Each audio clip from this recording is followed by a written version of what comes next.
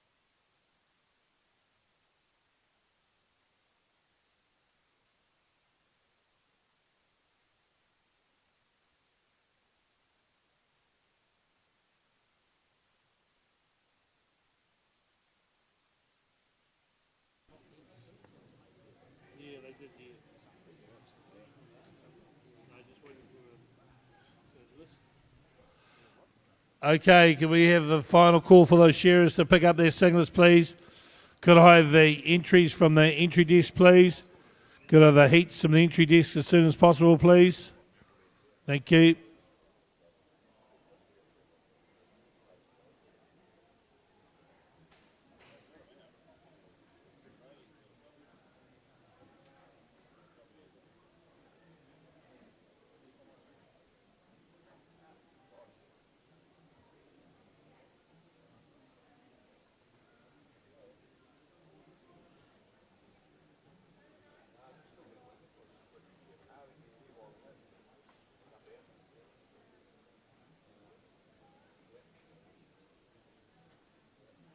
Morning, Sandra. How are you? So I think we're going to end up with about 9, this is a very rough calculation, 9 to 10 heats for the open. Put 9, just 9 dash 10. Yeah, maybe 10. I'd say we'll get 10 heats. And then, then because there's no senior semi-final course. Test 1 2 1 2. Good morning, everybody. Welcome along to day 3 of the Kuiti Shears. A wee bit wet out this morning, but farmers will be loving it. Show organisers probably won't be. Yep, thanks. Yeah, no, it'll be because he's with me, probably Paul, pushing him along because he would have been struggling to get fucking 2 to my 1 now, so I reckon if he's getting 2 to me 1 easy, he probably wouldn't have worked so hard. No, fucking don't do many nowadays. Ian Vella or Mark Irwin, please. Would you come and see me at the announcers table, please? Ian Vella or Mark Irwin, please. Thank you. Oh, yeah, yep. He would have gone. I think he went up to Little River too.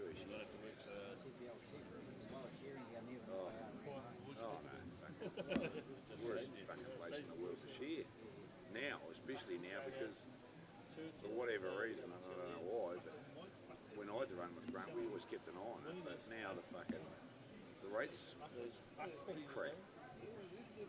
$1.76 or whatever he pays, you can get more than that up here. Canterbury used to be fucking good. That's why I went there originally. The sheep were a bit slower, but they're fucking paying quite a bit more than anywhere else. And now they're the same as everywhere else. Dino Smith last year told me he was paying $1.75 in Gisborne. Fuck, Gisborne used to be one of the lowest paying areas around. And they were paying the same as what you get in Canterbury. I said to Grant, fuck, I don't know how you're going to get shearers in the future. If you're only paying the same as everyone, no one's going to come to Canterbury. It's a prick of an area to shear. The ewes are big, fat ewes, and they're not, they're slow. Not that you get many ewes, not flat. Even the hill country sheep. It would be hard stand if we went to. Yeah, it's pretty hard, but they're real stroppy. With the shed I did with him, He's got a motor in him.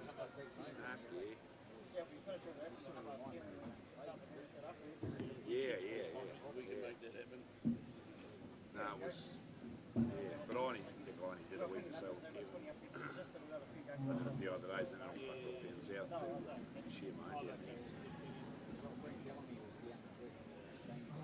Oh, yeah.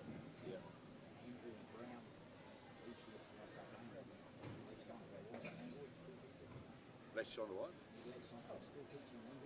Oh.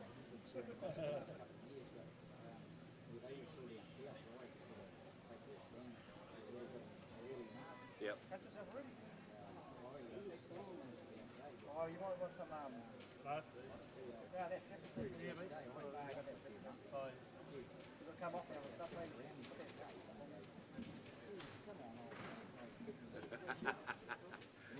Hey? Yeah. Now, those ticks, you start obviously 6 years. Is it a rolling roster, John? Like some of them I can't do that. Righto, heat 1, ladies and gentlemen. Today if I wasn't been shearing, Guy Charlie, calls me up. Otherwise, it's Winnicky Perry, Wilcox, Shelford. Oh, sorry, we got around the wrong way. Sean Edmonds, Brett Roberts, Chris Mills. So Perry Winakuri, Charlie Guy, Shelford Wilcox, Sean Edmonds, Brett Roberts, Chris Miles. Heat 2, Tristan Mackay, Tama Nia, DJ Crawford, Dean Hurley, Douglas Smith, David Brooker. So that's the first two heats. So let's have that first heat up on the board, please, ladies and gentlemen. Good on you, Paul. Good to see you. We'll catch up here.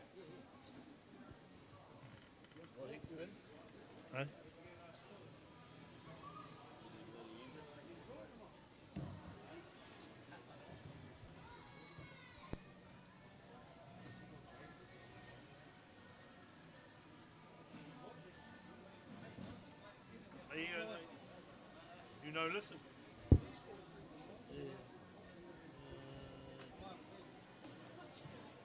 No. Oh, you know, we did change it. No, you don't.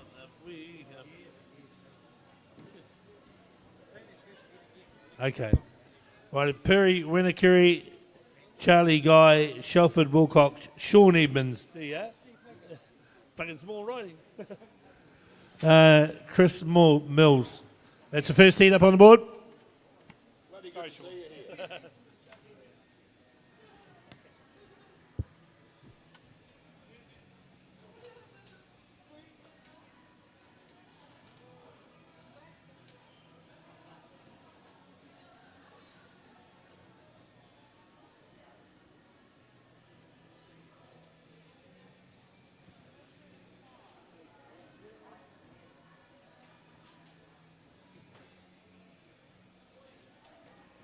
5 competition sheep to shear in the heats, ladies and gentlemen. We've got about approximately 10 or 12 heats to do. So we're rocking on as soon as we get into this.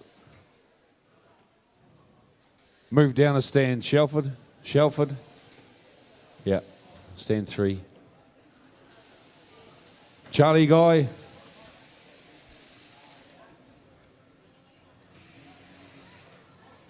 You awake, Charlie?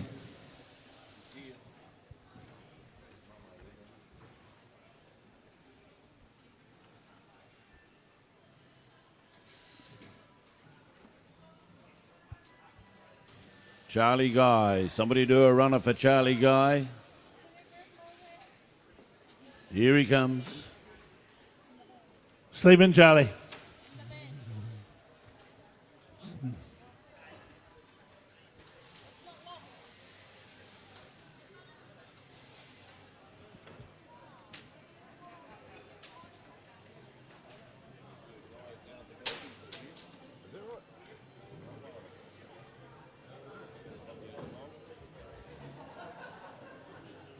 So heat 1, 2016 New Zealand shares, about to wind into it. Quick check of the sheep. Here's Brett coming. They'll be beautiful because we can't get any more dry ones. That wouldn't be a South Islander late, would it? Oh, he had to. He just flew in, and his arms are tired. Long way to fly from South the Island South Island. Big arms like that, they shouldn't be tired. Massive shoulder. He'll be a big boy. He'll be a great help to his mother when he grows up. Oh, he'd be bloody tough on the fridge, I reckon. Yeah.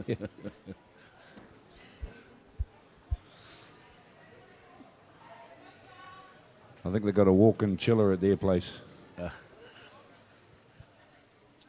All right, we've got the green light. I'm just waiting for the all clear from Mr. Bucky there. Okay, we've got the all clear, ladies and gentlemen. Let's have your shearers on the board, please.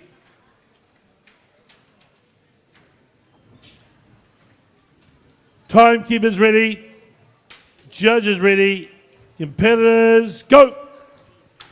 Well, first event of this morning, as we talked about, day 3's arrived. Awesome to see some people bright-eyed and bushy-tailed. Went on a little bit last night. Most people got home before midnight. What else do you do in Kuiti on a Friday night bar? Watch a bit of shearing. The shearing capital of the world. Here on the front stand, Puri Winakiri. On number 2, Charlie Guy. Shelford Wilcox on 3, Sean Edmonds on 4, Brent Roberts on 5, and Chris Mills down on stand number 6. Some of these guys had a bit of a burnout yesterday in the North Island Shear of the Year.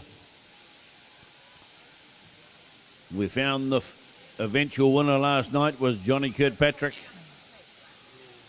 Had a great shear. You'll notice that he had a couple of arm straps on yesterday, or Johnny. He'd be just looking after his body. Shearers are renowned for abusing their body over the years, but these professional sports people, they seek medical advice and they actually listen to it nowadays.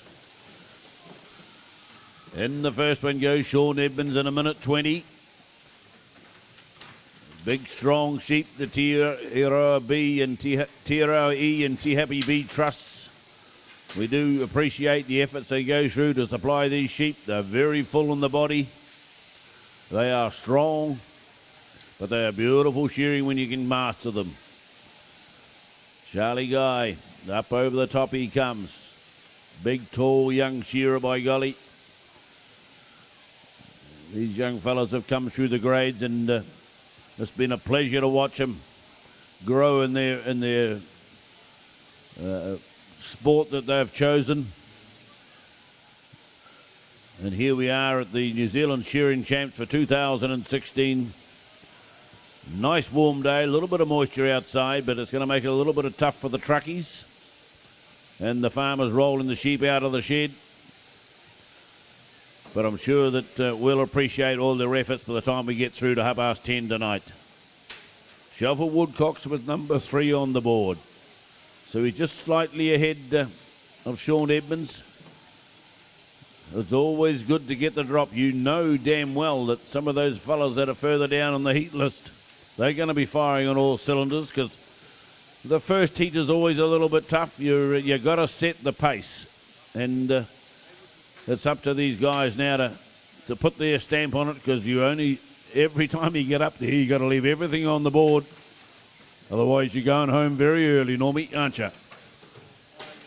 Yeah, that's dead right. That's not what these guys are here to do. They're here to see it out, get right through into the top 6. A big ask for a lot of shearers with the names that are yet to shear, but that's what they're here for. Very competitive. And Shelford Wilcox, as always, comes out swinging. Right out the back leg. Another couple of shots. He'll be looking for sheep. Number 4. Sean Edmonds way into the long blow. Charlie Guy not far away. Puri Winakiri on stand number 1. Round the back of the head into the front shoulder, but Wilcox is in. 3:36 on the clock. He's got sheep number 4 on the board. Long blow time for Brett Roberts. He turns for home as well. Chris Mills down there on stand number 6. Down over the front shoulder with Roberts. Finishing touches for Sean Edmonds. A wee bit extra to come off there, but he's got it off and in he hops. Shelford Wilcox steps up the neck. Snaps it open. Cheek off and away into the base of the ear and around the back of the head. Charlie Guy just another couple of shots. He'll be looking for sheep number 4 as well. In goes Brett Roberts from Matoda in the deep south. Chris Mills change a handpiece on stand 6. Charlie Guy steps in. Puri Winakiri steps in. Out onto the board they come together, stand 1 and stand 6. Wilcox leading the field as far as speed goes. Under the leg and away down the last side he drops.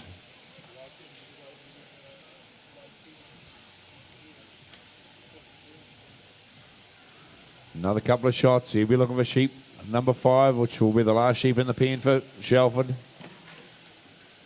Edmonds, last front shoulder for Sean Edmonds. Stand 4. 1 more sheep in the pen for the rest of the field. Shelford Wilcox got his out on the board.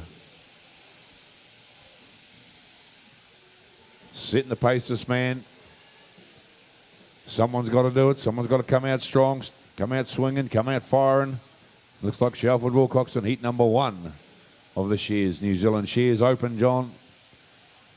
Right into it. He's right into it, all right. We have heat number 2, Tristan Mackay, Tamanir, DJ Crawford, Dean Hurley, Doug Smith, and David Brooker. They are the heat number 2. Here we're down on stand number 5. Brent Roberts wanders into the pen with a quick hustle and shoots down the belly with 3 good shots and just a little half poke to clean out the flank area. No crutch wool in these sheep. It's all been removed by the sheep preparation team. Up over the top he comes, makes it look easy, this young fella. Watched him go over a long time. What do we stop the clock in there? 6 minutes and 1. So just a shade slow perhaps. But he'll be hoping the quality's there. He's got a 2 on the board, which is good. Average of 7.6 out the back with 1 sheep to be judged. Oh, yeah, you got to keep it down a little bit. Sort of 6s are about the maximum you can afford. But your time needs to be pretty sharp if otherwise. Turning for home is Chris Mills down the far end. Across the shoulder on the last side for Mr. Roberts from Mataura. Oh, you'd love me to say that deep south name with a roll of my R's. Sean Edmonds has completed the task along with Charlie Guy from Kaio. And up on the front stand, we're going hard. Puri Winakiri right out the last leg. All brilliant shearers capable of shearing over that 405 in an 8-hour day. That's the end of that first heat. They can roll off to the right, guys. Thank you very much. The red figures that are coming up on the shearers stand now is the final judging. And of course we will have a little bit of a roll on the screens a little bit later on to give us some rankings. Remembering that the time points are calculated at 3 points per minute. That's 1 every 20 seconds. The board points on the bottom line there, they are the average number of second cuts to the sheep, second cuts to the wool fibre, I should say. And then, of course, out the back, the pen points, the way that the sheep is presented to the farmer. If you were out on the shed, a few 10s up there getting quite up. 6s are probably the more desired effect. And then, of course, the column right at the right-hand side on the bottom of those computer screen, TV screens is the actual number of sheep that have been judged at any point in time. So there goes the ranking system coming up now on the big screens on the right-hand side. Brent Roberts with a 28.25. So that's what you want to look for. Get into the below the 30s. Okay, just before we start this heat, 3 shearers still to report in to Michelle, please. Colin Thurkle, Richie Maguire, and Dino Smith. Those shearers to report in, please. So we just need you to report in. Colin's out, he said.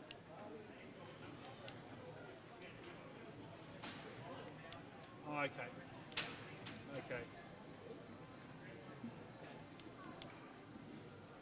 Michelle, Colin and Richie are both out.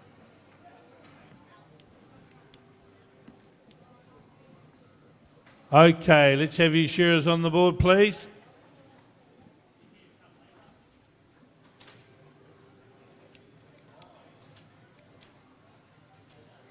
We've got a green light. Just waiting for the referee's clearance.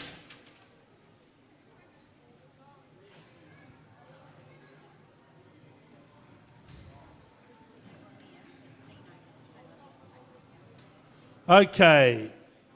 We've got the all clear in the starting gates. Timekeeper's ready. Judges ready. Competitors, go!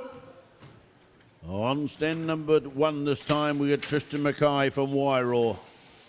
Across the other side of the island and up a little bit. On number 2, Tamanir from Gisborne, also from Gisborne, DJ Crawford. Dean Hurley from Whangamomona and the Naki. Douglas Smith from Hastings. On stand number 5. And then, of course, down the far end, we have David Brooker from Harwarden. So it's good to see these guys travel here. A nice medium start this morning, just after 9. More my time of hooking into the shearing these days, but great to see these guys turn up here at the 2016 Championships. The pace has been set. 6 minutes is round about the start time. Kept the quality right down on the 2s. These sheep are quite capable of letting you perform 2s on them. And of course 6s will be somewhere in the desired effect for the job outside. But we're taking how many through to the quarterfinals, Norm?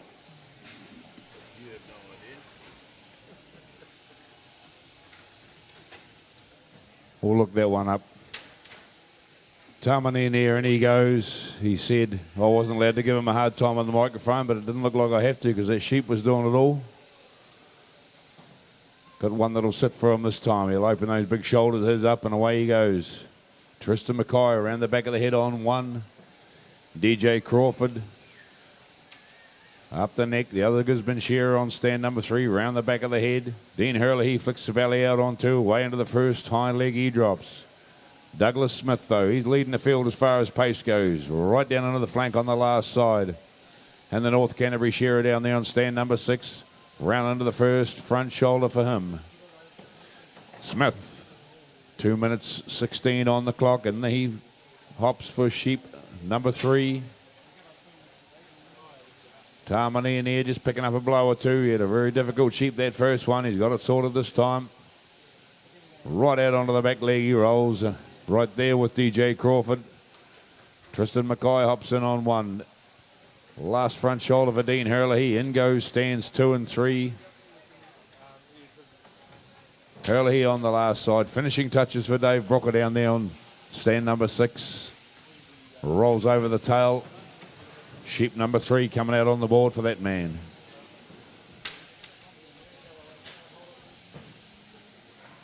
Long blow time, winding his way through Douglas Smith.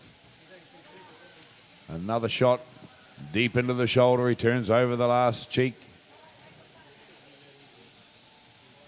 Around onto the last front leg, under the leg, and away down the flank.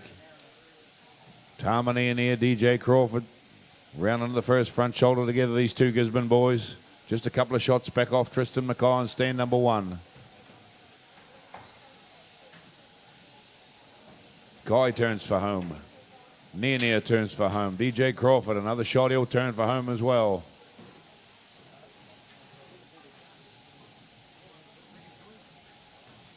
But it's still Douglas Smith on stand number 5. That's sheep number 4 he's got out on the board. Let's keep those cards rolling over at the back, please, so our timekeepers know where we're at. Should be number 4 for Douglas Smith. In goes Mackay. Out comes Near. Near's just starting to peg them back a wee bit after that. Rough sheep first up. Starting to get into a rhythm. But it's all Douglas Smith as he wipes the wool off the backbone of that sheep. He turns for home. Cheek will come off. Out comes Dave Brooker. Another couple of shots. Dean Hurley will be in there for his 4th sheep.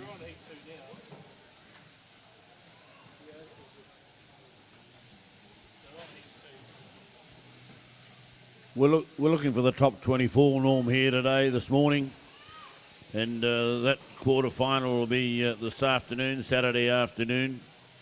I believe that's about the second program second event on the program this afternoon. And now once we've had that top 24, there will be the running of the sheep, and then we will have an open challenger, which is over 10 sheep. Open challenger event is for all those shearers that had made the quarters but that don't go any dipped out in that quarter final, but they have not won an open shear.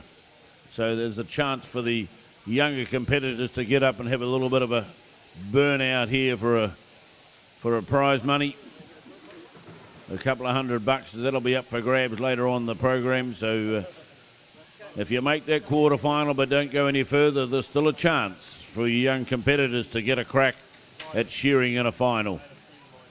DJ Crawford goes in from Gisborne. 5 minutes and 45 gone. They've got sheep number 5 on the board, but it's Doug Smith down there from Hastings. He says, I want to be up there. So he's up the bar already as far as the speed stakes go. He had a little bit of a look at the scoreboard up top, and a bit of a grimace. He thought, oh my golly gosh, how did I get caught that often with that little handheld recorder that the judges have in their hand? Well, if they see it, they take it, guys, and that's the way it'll be. There we go, switch off here on the front stand for Tristan Mackay. Look to be getting it reasonably easy. They all look to be just poetry emotion, these open class shearers. If you've been in the shearing game a while, you appreciate the efforts that these guys go through day in and day out. Superb athletes, shifting tonnage after tonnage of mutton in and out of the pen, down the porthole. As DJ Crawford comes down that last side, closely followed by Dean Hurley. Out the last leg. Oh, pretty good shear. Pretty good shear from those young fellas. They've kept the points down. Time's sort of got away them a little bit, but well done, fellas. Righto, ladies and gentlemen, we're moving on to Heat 3 with those chairs get up there. Parade Abraham, Dion King, Kelly Brill, Sean Ward, Sam Brooks, Richie Maguire. Those shearers can make their way to the stage, please.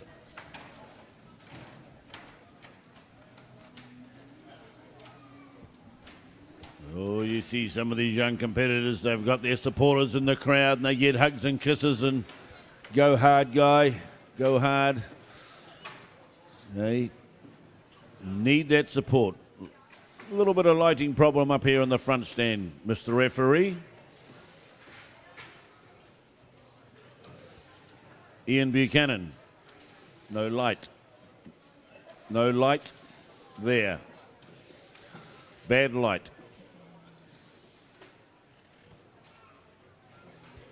That one.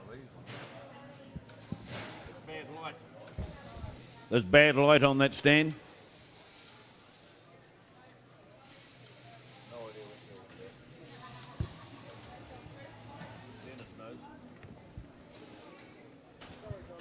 We'll just get Dennis to have a quick look at that light up there. Bad light on that stand. So you're not using it? No, well. On stand 1, Dennis. We'll just try and get it fixed. And even down on 5 now it's a bit dull. You want to take him off? No, we'll just wait. We've got a bit of time. We're not too pushed for time, Bucky. We're not too pushed for time. No, I think some of those plugs down there was playing up yesterday, so he'll get it fixed. Can you notice it on the board though? I can understand one. Oh yeah. Just give it a few minutes. Yeah, just. So there we have the ranking now. We've had 2 heats and there goes 11 rankings up there. Brent Roberts is still on the top. Just waiting a few moments while we try and rectify our light problem.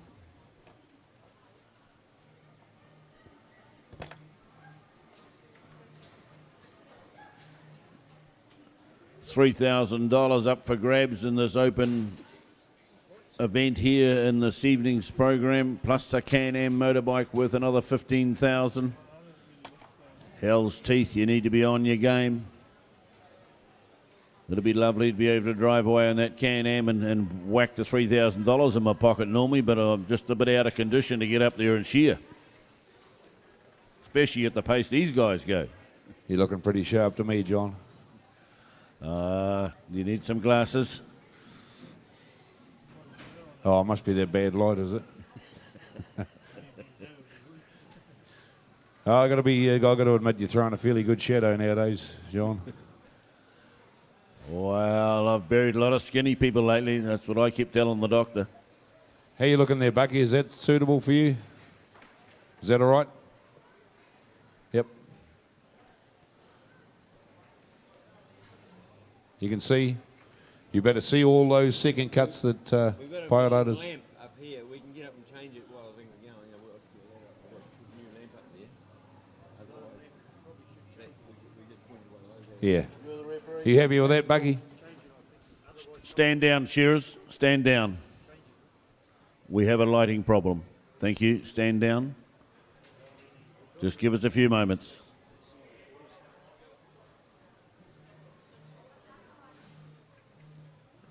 Six looks all right. 6 looks all right from here. It's the one is the problem.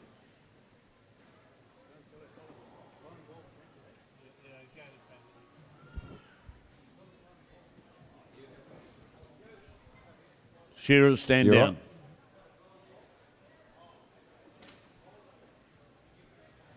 Chief referee has made the decision. Stand Stand down. down, shearers. Come off the board if you like. Just a couple of minutes, guys. We'll fix the bulb. It's a blown bulb. We just want to make sure the lighting's But right. no, Make it- shearers, come out of your pen, please. You're not allowed more back in your pen. Bring them out of the pen, Mark. Sorry, you can't go back in your pen now. So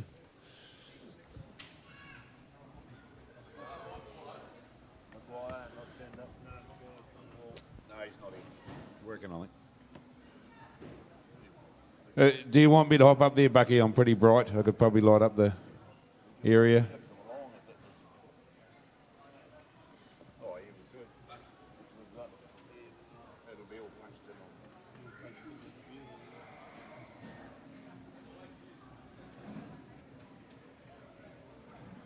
Shit, that's a ladder and a half. just ask you. Somebody better hang on to that one. Just a few people shift off the front stage there for a minute, please, girls, guys. Just if you just shift out of there so they can get up there.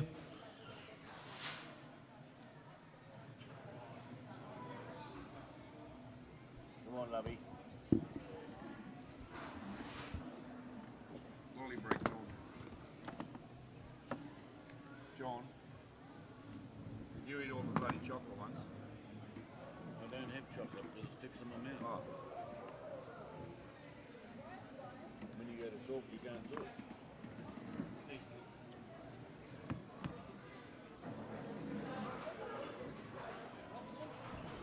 Blown bulb. It's a blown bulb, it's just a bit dark on stand one. The judges want to be able to make sure they can see all those second cuts of fire out of I made the decision. I bet the judges, I could see it's not right. Yeah. So if it's not right for me, it's not right for them.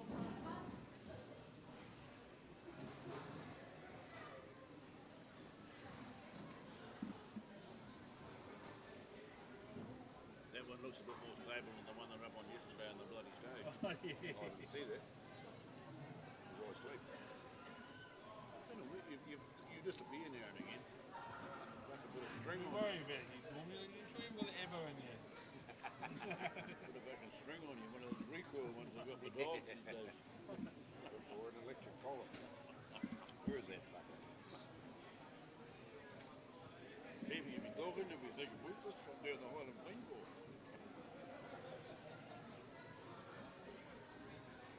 Get rid of some time. They don't want to get rid of too much time. We can quicken it up. Yeah, It's hard slowing it down.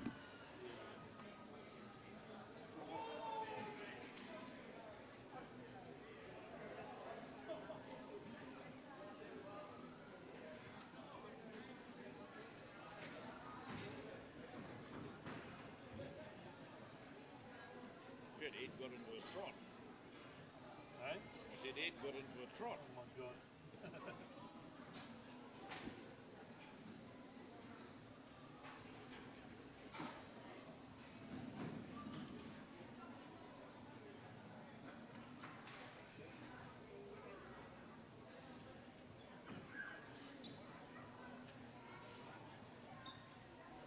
Put the right bastard in. Don't put the blind one in.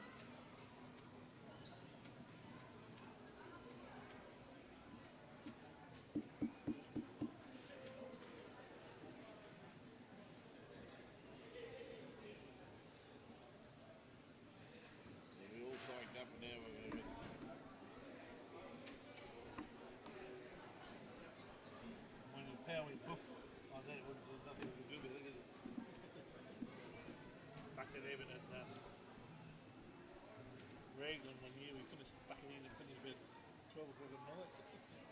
We lost the power for 4 hours. And Waitomo, then Waitomo, 3 years ago, fellow went to grind his gear and just blew the whole fucking thing, and then we couldn't get anybody out to fix it. It was sent day. Because we rang the lines company and they said, oh, it's not us, it's the coal fuse is good. It's your fucking, we meter box. So had to get an electrician out. Toby called an electrician. Which heater point, Johnny? What's he to you, Mickey? Should we get the glasses on so we can I know the man of your bloody statue. We put you in any heat you like, Michael. Yeah, no, that's it. It doesn't really bother me. I'm just wondering. Fidgety. Fidgety. Ellen, there's an Ellen there. So it looks like you're in heat 4, Mickey. Is that next, is it? Yeah. What are we, heat 3 here? Yeah, heat 3. We can kick someone off this one if you want to go on this one. You just say. Spare spot down the end. Have a practice run. No, they don't like that one. I might fucking pick too early. They don't like that one, so I fucking go to the next. Yeah, no, well, if I share 2 lots, I'll just take the best one. Yeah, there you go. Yeah, I'll take that one. Take the best lot of board points. And, Yeah. Best lot of pen points. Yeah. Might not be the same thing. No, doesn't matter. Just take the middle. Is there many open entries like it? Yeah, 52.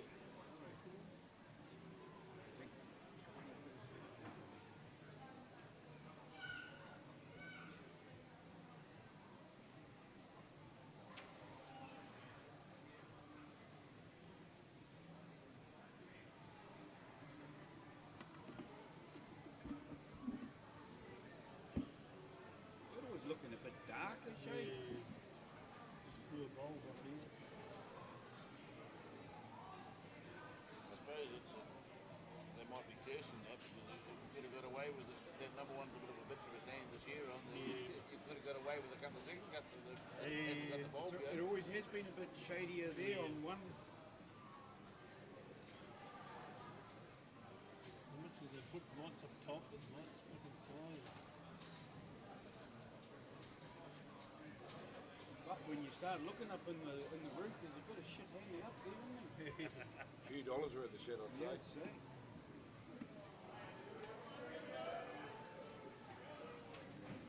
Well, that one in the middle is only for about, that's for the laser shade, it's only used for about half an hour. Just the party lights, is it? Party lights, really.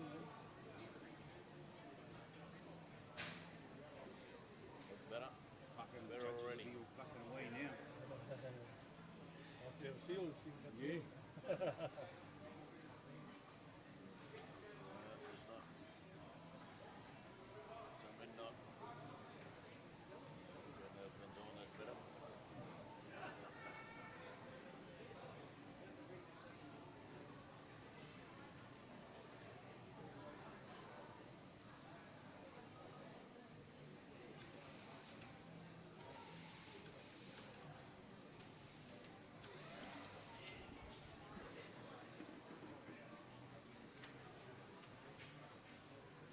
You've got 10 minutes of psych time left, mate. Don't psych yourself out. Used to do that once.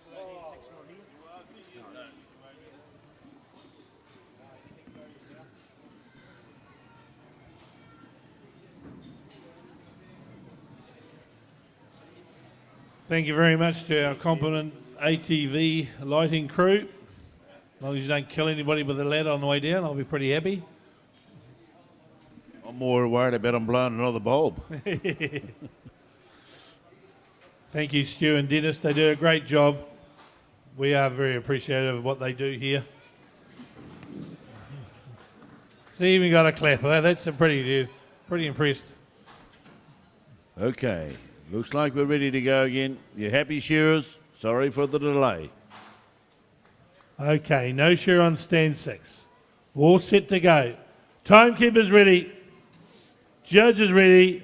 Pillars, go. Ooh, yeah, they've added that little bit of a psych up, extra psych up time.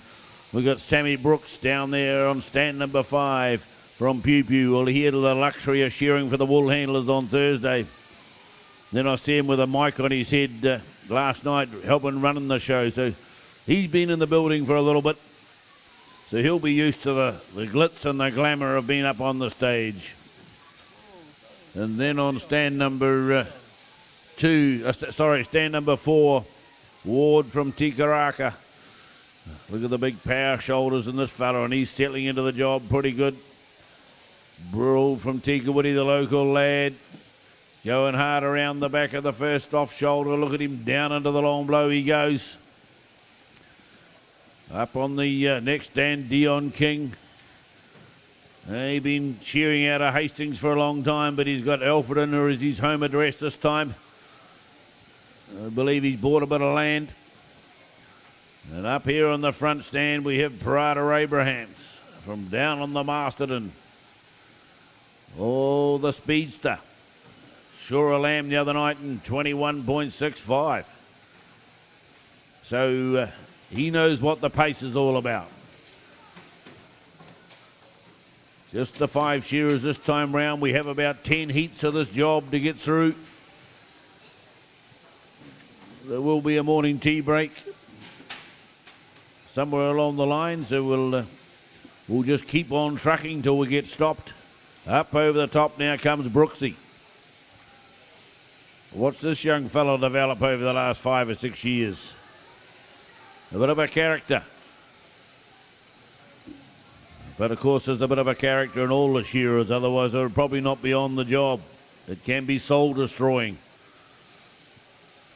Shearing big sheep all day. Rocking in and out of the pen. They probably do a marathon every day.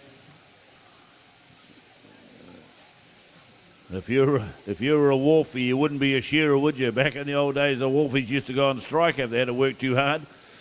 The shearer, well, if he works hard, he gets paid. So that gets paid on production. There we go. Out the last leg, Norm. Sheep number 2 done.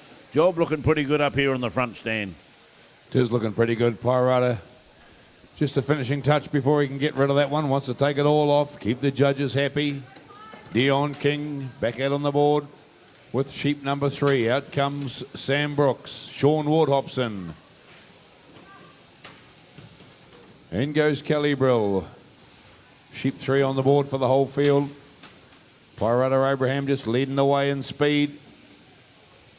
Dion King just slides up the undermine. Top knot comes off and up the neck. Breaks it open. Kelly Brill, first hind leg. He slides up the undermine. And the top knot will come off for Kelly as well. But still, Pirata Abraham down over the last front shoulder he rolls. From Masterton on stand number 1, right out to the back leg, just shearing nicely. If the sheep will let him, these good open grade shearers, they get into a nice rhythm. It's all about rhythm and composure. Handpiece never going too far past the point where it needs to stop and come back for another shot. And on the return blows the same thing. A very efficient shearers, these men. Fantastic eye-hand coordination.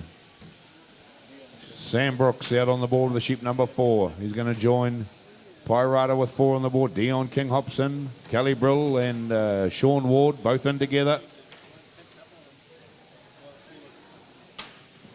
All got 4 on the board, but as far as speed goes, Pirata Abraham on stand number 1.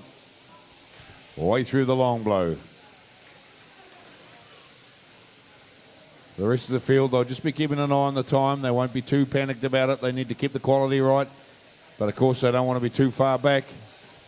Every 20 seconds is a point. A point is quite a bit to lose in this sort of lineup, John. Well, these are the experts.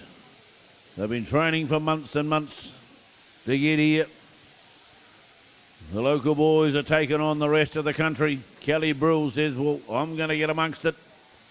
And I'm swinging around for home, the Tikawiti lad on stand number 3.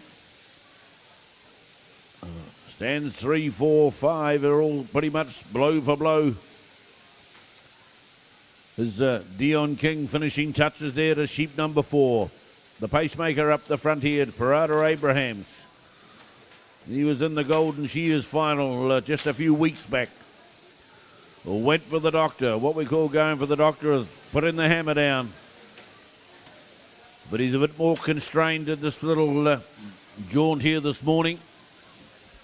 He's got a 2 on the board and a 4 out the back with 3 sheep judged. That's pretty good. We talked about the point system before. You need to keep it down into the 2s and 3s on the board, and sort of 6s outside, and you'll be looking pretty sweet as far as the elimination stakes go when we see that rolling scoreboard come up. He hits the button in about 5:55.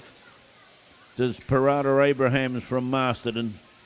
Dion King's going to be the next one, but he's getting chased there by Kelly Brill, the young man from Kuiti. In fact, I think Kelly might get the whip on him just by one blow. Sam Brooks finishing touches for him. He's had a little bit of bad luck out the back. Out the last leg for Ward from Tikaraka. Sean Ward. Heat number 3, done and dusted now, gentlemen. Thank you for being patient with us. But we must have the lighting system up and running to be fair right across the board. Heat number 4, John. Heat number 4. Up on the board there, Pirate. Oh no, we've still got a heat 3 there. We're just going to get heat 4 up on the board shortly. Okay. Heat 4.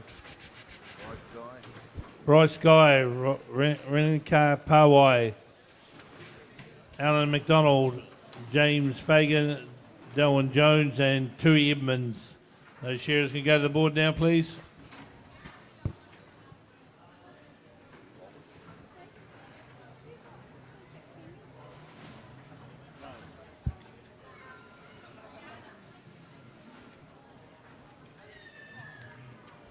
So we got a Bryce Guy, Ringata Kahapawai, Alan McDonald, James Fagan, Delwyn Jones, and Tui Edmonds. Those shearers should be going onto the board.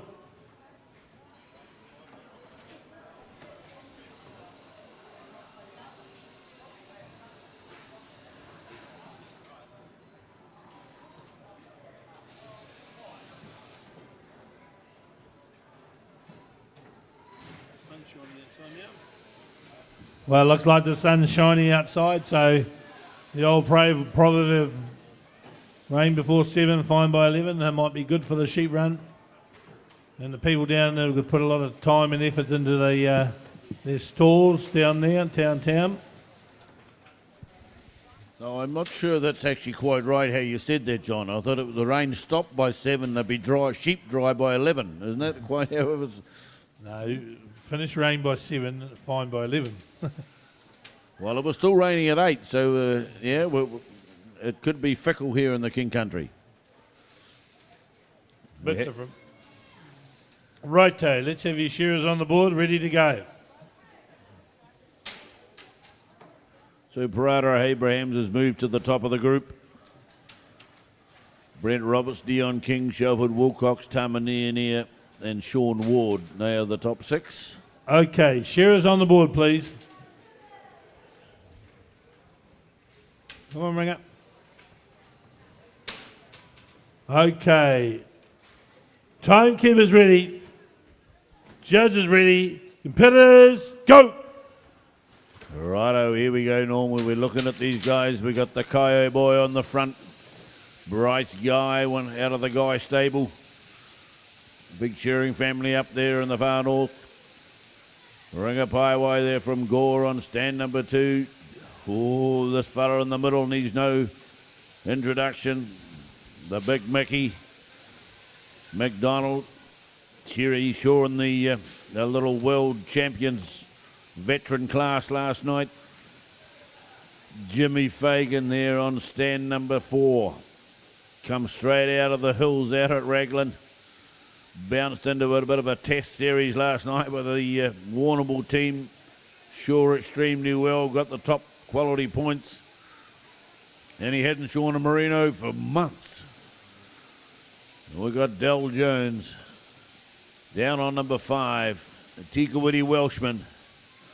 What a hell of a breed. But he's shearing extremely well, and he's done that right throughout the competition so far. He had a couple of go-rounds yesterday in the North Island Shear of the Year. And Turihiro Edmonds down on stand number 6. Coming out the last leg. Just one of the younger shearers here in the open class. But the quality will be good down there. I can't even see a mark against his name there on that first sheep, Norman. You did right, great quality. Delwyn Jones winds his way into the first hind leg. Of course, that counts for 2/3 of the points as the quality, your board points and your outside points. Along with your time points gives you your total, so the lower the better. The better job these guys are making on the board and the better job they're making out the back. That's what they want, fast and clean. Alan McDonald, he's been that in the past and he probably still is now, the young man on stand number 3. He's been the fastest and the cleanest in the competitions a number of times over the years. Ex-world champion. James Fagan doesn't shear full time anymore, just up there having a good time. Down over the last front shoulder on 4, right there with the rest of the field. Delwyn Jones, sure well yesterday in a couple of different events. Right out onto the back leg, the big man on stand 5. Winds over the tail. Turi Edmonds from Ratahi does the same. Last leg for Turi as well. In goes Jones. In goes James Fagan. Ella McDonald not far away. Turi Edmonds right there. Ringakaha Pawai. Ooh, just got to settle that one down. Wanted to stand up before he was finished. And Bryce Guy on 1. Hops in for sheep number 3.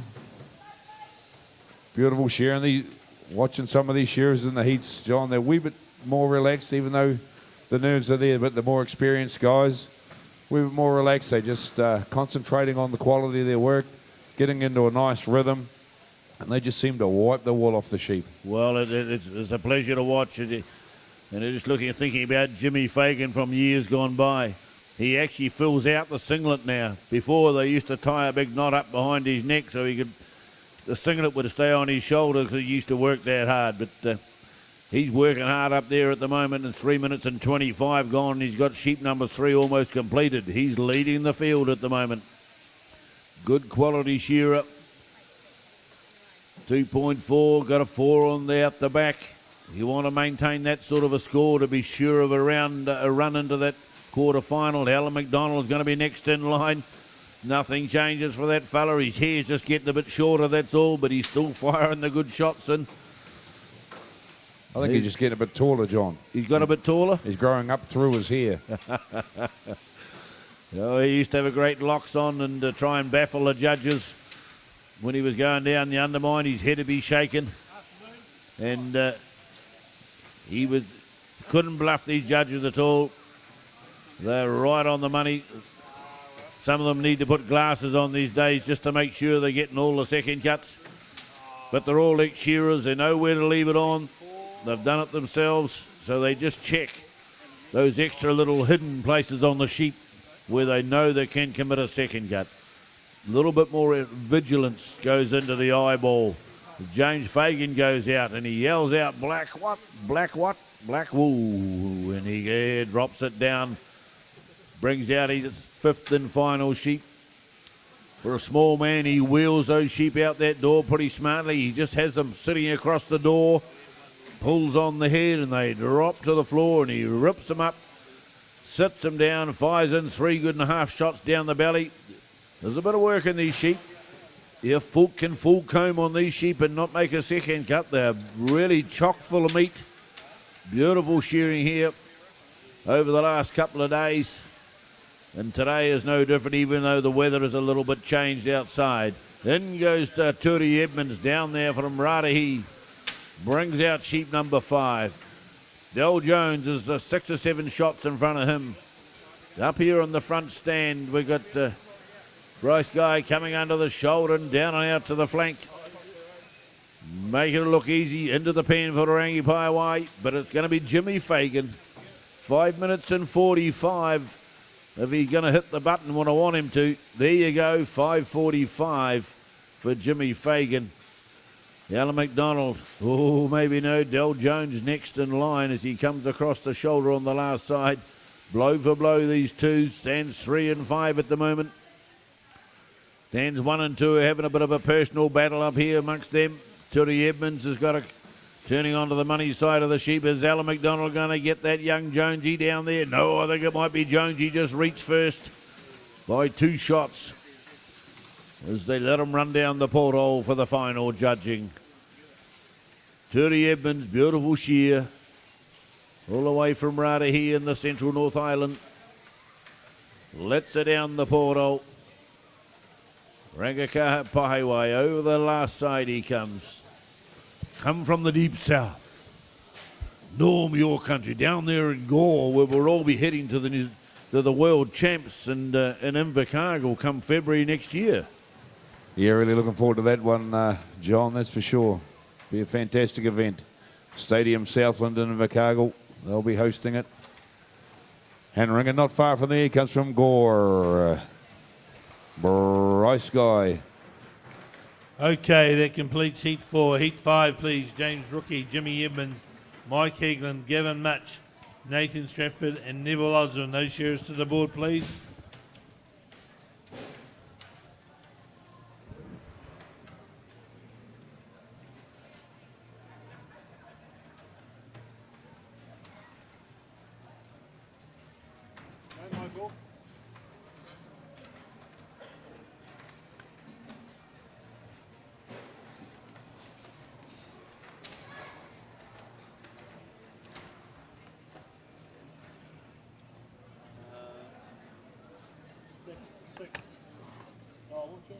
Jimmy 2.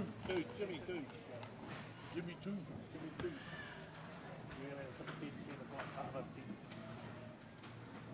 didn't look up in the board. Not bend his neck that high. He's only been here for 2 years. A wee bit longer than that. He's been in the bloody die pocket prick. And he's got to be brave.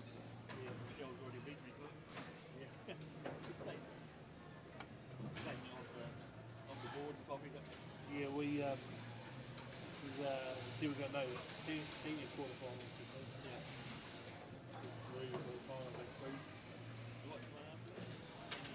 No, that's it till lunchtime. Yeah, but what's after lunch will be senior shearing semi-finals, open quarterfinals, open challenge, open shearing. I've already done the group for that one. Yeah. I can give you that one. I didn't give it to you yesterday because I gave it up there so I put it on the computer. I thought you don't want to do but you take a picture. No, give us that. Okay, just waiting for our computer to change. Just waiting for the green light.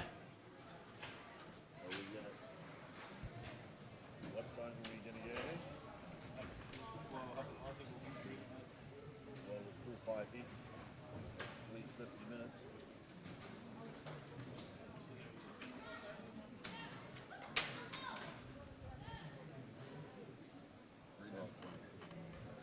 Okay, we've got the green light. We've got the all clear from the referee. Nathan Stratford would be. Yeah. Bloody bigger than I remember. Anybody in the pen? Come on, Judge, get him out.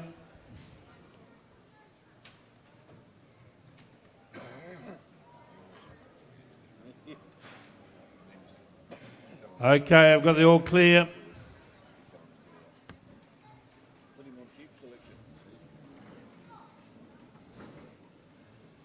Righto, timekeeper's ready. Judges ready. Competitors, go. Away we go. Another heat, another top 6 shearers lined up here, vying for a spot in the top 24. And Gavin Much, as always, comes out swinging. Top knot comes off on stand number 4, and up the neck he goes already. There's only 17 seconds on the clock. This isn't a speed shear. Muchy round into the first, front shoulder. He's got 5 to do. If he does them all in this time, it'll be a fantastic time. This is what we expect from this man from Whangamamana, though. It's the way he rolls. Round through the long blow. Nathan Stratford down there on stand number 5. Winds his way through the long blow as well. This wee man can rocket around him as well. turning for home down over the cheek on the last side. A very, very good quality share of that man on stand 5, as we all know. A lot of titles to his name. Neville Osborne had a couple of very good shears yesterday. Here he is again up here in the open heats, dropping down into the flank on the last side. Nice, easy, flowing style he's got. From Dargaville, that fella down there on stand 6 drops a sheep out the hole. Strolls in for sheep number 2.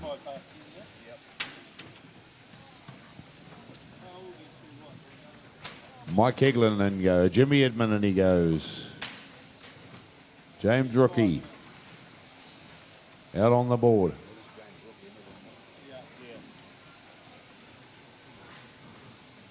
First time leg for Jimmy Edmonds. Opens it up. Adds another blow to it. Winds his way up the undermine. Mike Heglin right there as well. Top knot comes off for stand 2 and 3 together. And up the neck they step. Top knot for James Rookie on 1. But it still stands 4 and 5, having a wee crack at each other now. Nathan Stratford back with him a bit into the flank on the last side, but Gavin Much still a couple of shots clear, keeping the job right as he hopes to do. Shearing at that speed, quite hard to keep everything rolling. If the sheep kicks, the handpiece can come off the skin pretty easy. Nathan Stratford backs out from Invercargill in the deep south, hometown of the world champs 2017.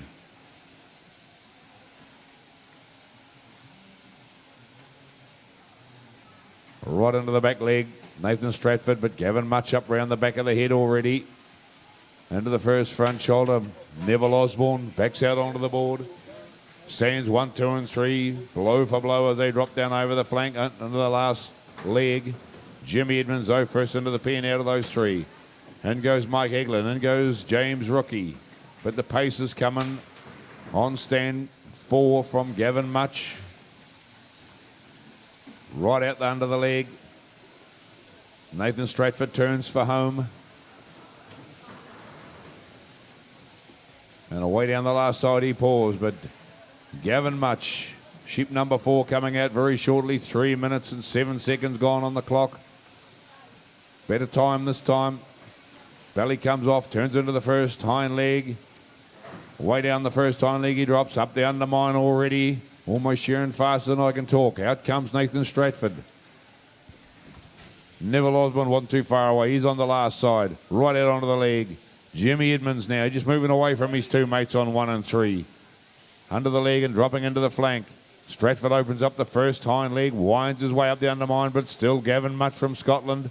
Or Frangamomino there in Taranaki, originally from Scotland, turns for home. Cheek comes off. Down over the last front shoulder of Amachi. Under the leg, John, he's having a great share, this man. Speed and quality. Oh, he's pumping it along all right. He was shearing on that stand last night in the past world champions.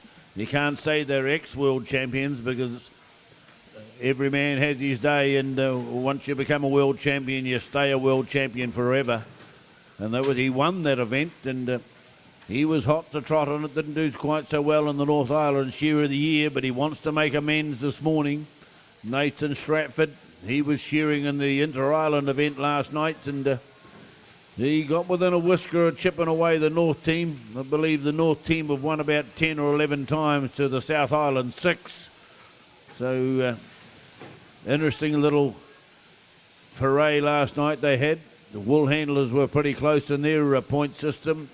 Neville Osborne, well, he's changed up a gear or two in the last little while. He's was right on the pace yesterday in that North Island Shear of the Year elimination rounds, and he's still banging along this morning.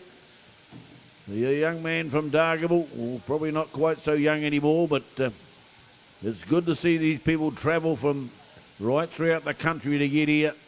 Gavin Much, though, going to be the first to complete the job. He's quickened up the pace and he gets out in 5 and 10.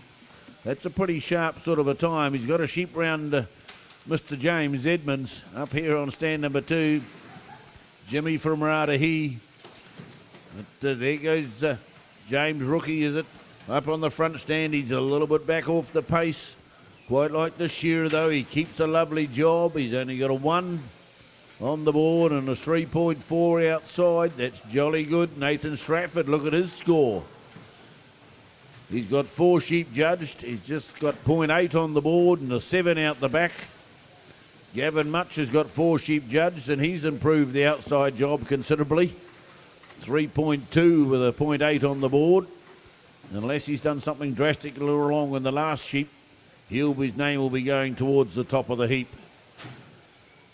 29 there for the man from Dargaville with a 1 sheep to be judged. As I say, you can get right down to the bare minimum of second cuts. Young James Rookie here, just a 1.2. Over 5 sheep so far. Jimmy Edmonds hits the button. Good shear for Jimmy. Looking all right for him. Oh, just a little bit of a jump on the outside points on sheep number 4. James Rookie, good shear. 1.2 in the board. The new scoring system's brilliant. Mike Heglin from Aria.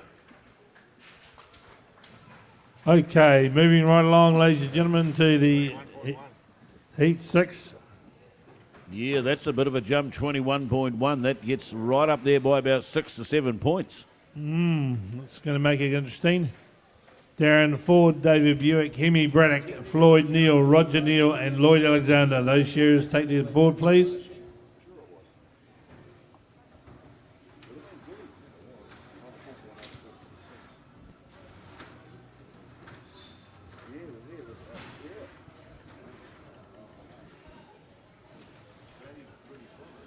Fantastic total points, final points for Gavin Much. 21.1, that is absolutely fantastic. Nathan Stratford with a 25, he's going to be right up the top there as well. I think the lowest prior to this heat was 27, so Gavin Much, he's starting to get these fellas worried a wee bit maybe. He must have had a jolly good talking to himself last night, because I'm sure he's cut his outside points in half and some. Well done, Muchie. Fantastic shear. That's not that. We're just updating the rolling screen there. There's a few more shearers to go into that.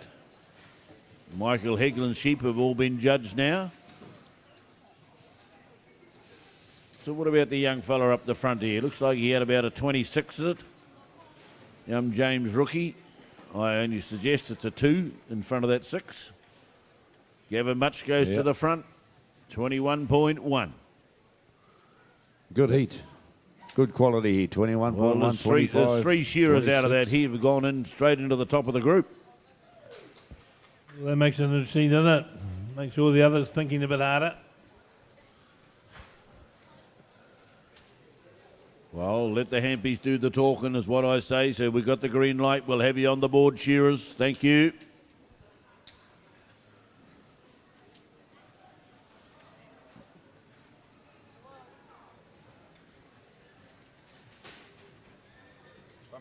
Roger. Okay, let's have your shearers all on the board, please.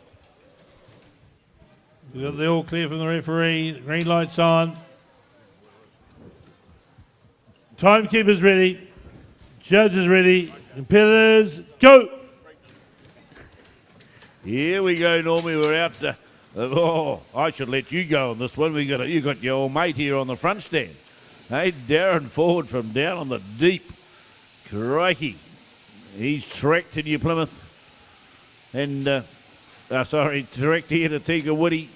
He's come past New Plymouth. And he's been coming here for, I don't know, day in and day out. Seems the Ford family, of course, got dabs on Otrahonga these days, of course, with the older brother Enzel. The local man up here, I believe he's still living in Otrahonga. David Buick on the stand number 2 from Poronga. No, he's actually shifted to Cambridge now. He's gone to the more garden style, is he? Yeah. From Pongaroa, David Buick, the youngster. Well done, Todd Oliver, catching that sheep. Hemi Braddock under the shoulder and down out the flank he comes. He's always got the good quality. Floyd Neal's having a bit of a talk to the judge. He said there's some little thing wrong with the sheep. And make sure you take note. Down the last side he comes. The young fella from Tamarinui, winner of the senior here last year, but this is a whole new ball game in this open class. Roger Neal. Powerful man, this young fella. Well, not so young anymore. Around the back of the head. I think he might have been into the dye pot. He's got a nice dark hair on him. If he tells the truth about his hair colour, it might not be pretty. Into the long blow he goes. Lloyd Alexander. From out in the far eastern Taranakis you can get in Mount Dampier. He is a sheep farmer out there. Got a high quality. He sets himself. Retired from competition shearing a number of years ago, but he's got a young man and Darren who he supports, and he's come along now. He said, if I'm going to come along and support, I might as well throw the bog iron in and have a crack. And by golly, he's never far away from the old crack and whip when it comes round to the semi-finals either. Change of gear for Mr. Buick. He says there's something wrong with that one. It's scratching or something, just not cutting. So these big sheep will let you know if the gear's not cutting, Norm. And Darren Ford, he just powers up the arm and goes a bit harder, doesn't he? Screw down and push. He does that up the neck, Darren Ford. From Invercargill in the deep south, shearing contractor. Run based around Tuatapri. David Buick round into the first front shoulder right there with Darren. Hemi Braddock, though, turning for home on sheep. Number 3, I think it might be, down over the last front shoulder. Floyd Neal up the neck and around the back of the head. Ton of talent, this young man. And his old man Roger on stand 5, of course, not letting the young fella get near him. Down over the last leg, swings across the top of the tail. In for sheep number 4, Roger Neal. Hemi Braddock there as well. Keep those cards rolling over, please, on stand 3. And goes Buick and Ford together. Lloyd Alexander down the last side, rolls out over the tail. Another couple of shots. He'll be looking for sheep number 4 as well. And the whole field will have 4, or when Floyd gets in there. Ooh, Floyd just got to pull it back into position. Good young shearer, this man. Big set of shoulders on him. Around the back of the head for David Buick. Dropping into the long blow. Darren Ford, David Buick. Shearing more or less blow for blow on stands 1 and 2. Turning for Holmes, Hemi Braddock. Talented young shearer, this man as well for Mikitahuna. Just up in the open class for not very long. And away down the last side he drops. Come up through the grades. Very successful in the lower grades. And looks like he's going to go all the way in the open grade as well. Some stage of his career he's going to come up with a red ribbon. They go in together. Ford, Buick and Braddock stands 1, 2 and 3. Roger Neal not far away. 4 3/4 minutes gone on the clock. Down the last side for Lloyd Alexander. Another couple of shots. Floyd Neal will turn into the last side as well. Cheek comes off. Outbacks Roger Neal with sheep number 5 on the board. Top knot coming off there for Hemi Braddock. Up the neck he goes, but David Buick just opening up the gap a little bit on the rest of the shear as he works around into the first front shoulder. Ford and Braddock blow for blow around into the first front shoulder as well. But David Buick, long blow time now. One short one and the next one right through to the air. Must have blow. Gear going beautifully as it always does. Very nice economical style from this man on stand number 2. Turning for home, Darren Ford. Hemi Braddock just a shot ahead of Darren as he works his way down over the last front shoulder as well. But David Buick's going to take it out as far as speed goes. Another couple of shots. He'll be looking at his clock. Hemi Braddock's right there. Well shorn Hemi. And Darren Ford rolls over under the hamstring. Red button time for Darren. Red button time for Hemi. Stands 1, 2 and 3. Straight in their back. Just watch the rest of the field come home. Roger Neal, another couple of shots and he'll be joining them. Over the tail. Floyd Neal and Lloyd Alexander through the long blow, turning for home, the pair of them, blow for blow down over the last front shoulder. Floyd Neal having a good shear. His quality points look pretty Darn good for a young man. Right out onto the back leg. Another couple of shots and he'll be looking for the red button along with Lloyd Alexander. Well done, guys. Another good heat. John, another good heat. Yeah, no, certainly another good heat. Right, heat 7 up on the board, please.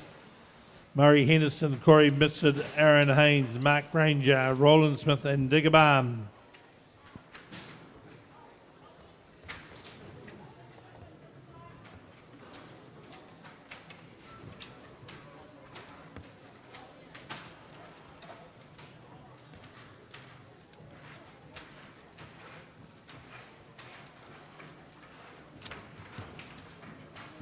Aaron Stevens.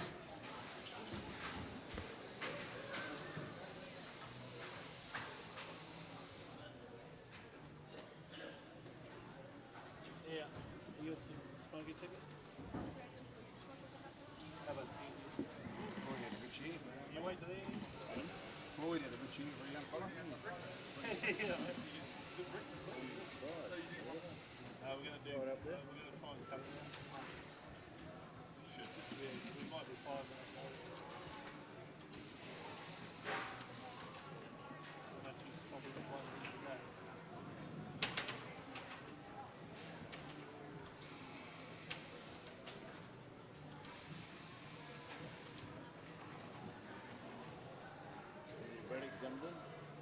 Yep.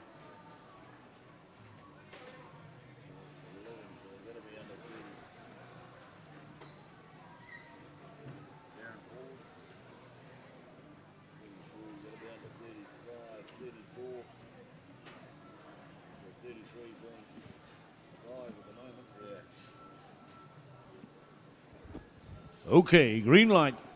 Gentlemen to the board, please. Okay, let's have all those shearers on the board. We've just about they got the all clear from the referee.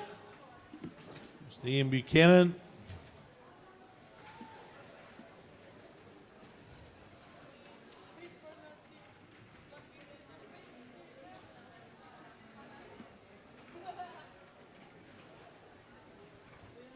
Mr. Smith.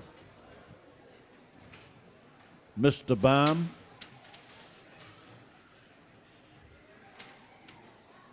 Righto, we'll just let Ian get off the board here. Timekeeper's ready. Judges ready.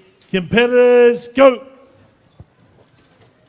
Off we go, another heat, another good lineup of good shearers. Murray Henderson on stand number 1, been going well this year and last year. And of course, been around for a long time, goes good every year. Corey Mifsud, good young man from Australia. Winds his way into the first hind leg. Not long in the open grade. Top knot comes off for him. Looking forward to seeing this young man go. Aaron Haynes having a good year as well. One of our best up-and-coming young shearers probably. Round into the first front shoulder. Mark Granger, speaking of good up-and-coming young shearers, Mark's there on the list as well. And Roland Smith, of course, he's our current world champion down there on stand number 5. He drops round over the last front shoulder. And Digger Balm, the local legend, turns for home. Down over the last front shoulder for Digger as well.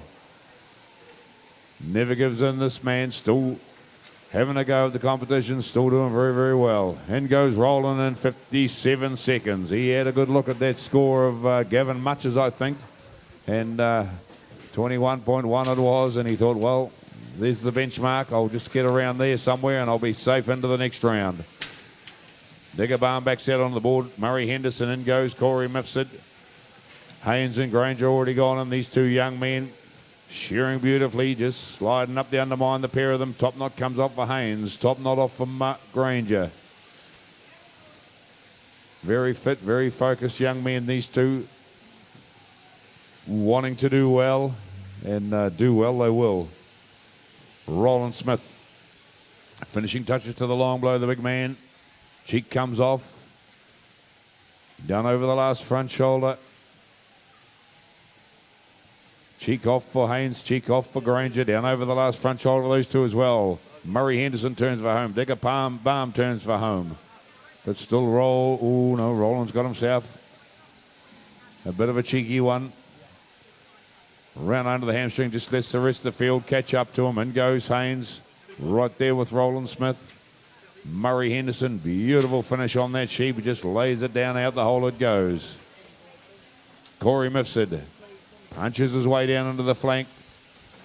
This good young Australian shearer. Speaking of Haynes and Granger, a couple of top young Kiwi shearers coming up and through. Well, Corey Mifsud's one of the better young Aussie shearers coming up through the grades into the open. Shearing very well indeed.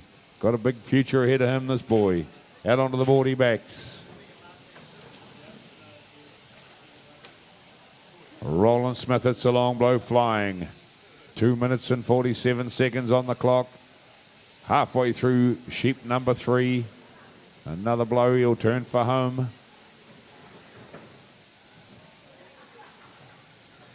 Under the leg. And away down to the flank on the last side. Aaron Haynes, he was with him, but he just dropped back off the pace by a couple of blows. Or not dropped back, but Roland's put the hammer down. He had that kicky sheep. Let's let everyone catch up to him. He wants to be out in front comfortably. Sheep number 4 coming out for Roland Smith. Yeah, he's certainly doing the job all right, isn't he? Coming in second last night in the North Island Shear of the Year. Just sort of, not quite on my game. Wanted to win it. Just find it a little bit more of an edge. As we come up over the top. Out another one for Mark Granger. Very carefully brings it onto the board. Diggerbaum had a good shear last night. Well, we left a couple of tassels on he wasn't expecting, but he enjoyed himself up there in the North Island Shear of the Year. And he saw that first sheep here this morning without committing a second cut. So that was pretty sharp. In the lights up there, it's pretty tough. We've got Corey Mifsud, who was in the Australian Warrnambool team last night, representing his area in the south.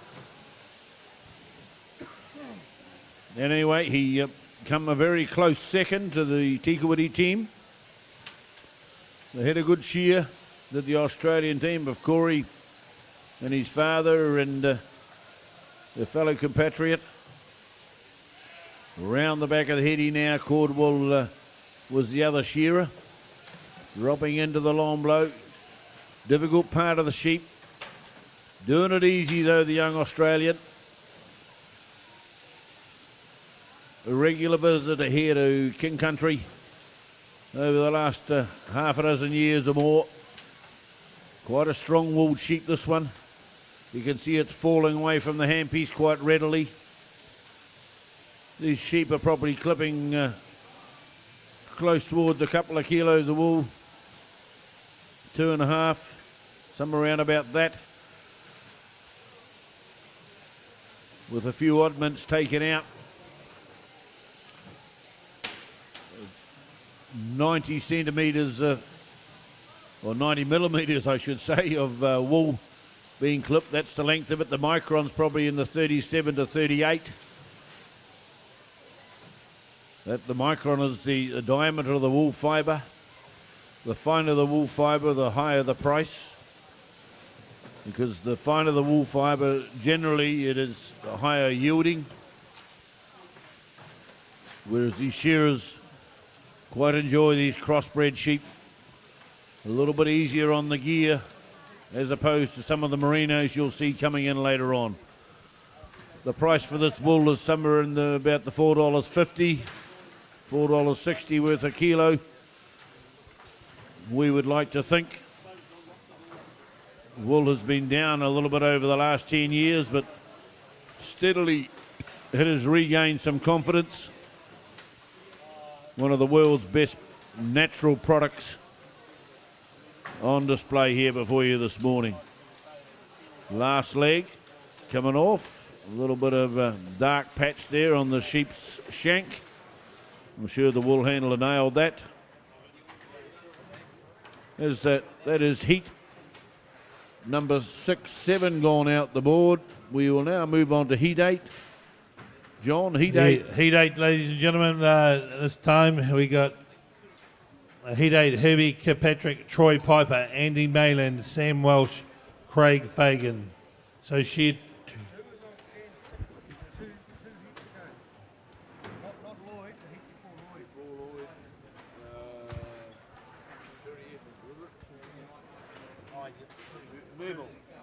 Osborne? Neville Osborne. One.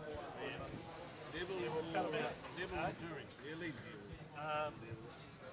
No one claims. No, I think it might be. Yeah, there's only 5. Neville Osborne or Turi Edmonds. Neville Osborne to the microphone area, please.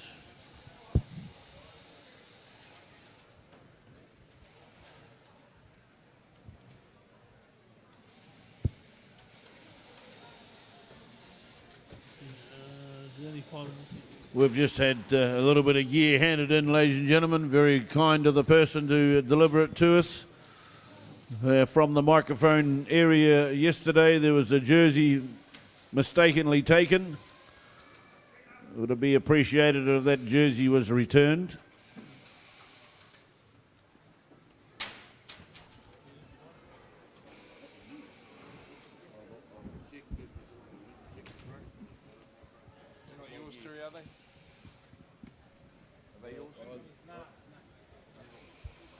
Okay, let's hear that we've got the green light. Just waiting for the shearers to come on the board, please. We've got one more heat to shear after this, and then we'll be breaking for morning tea. So the message is out there, if it doesn't belong to you, leave it alone.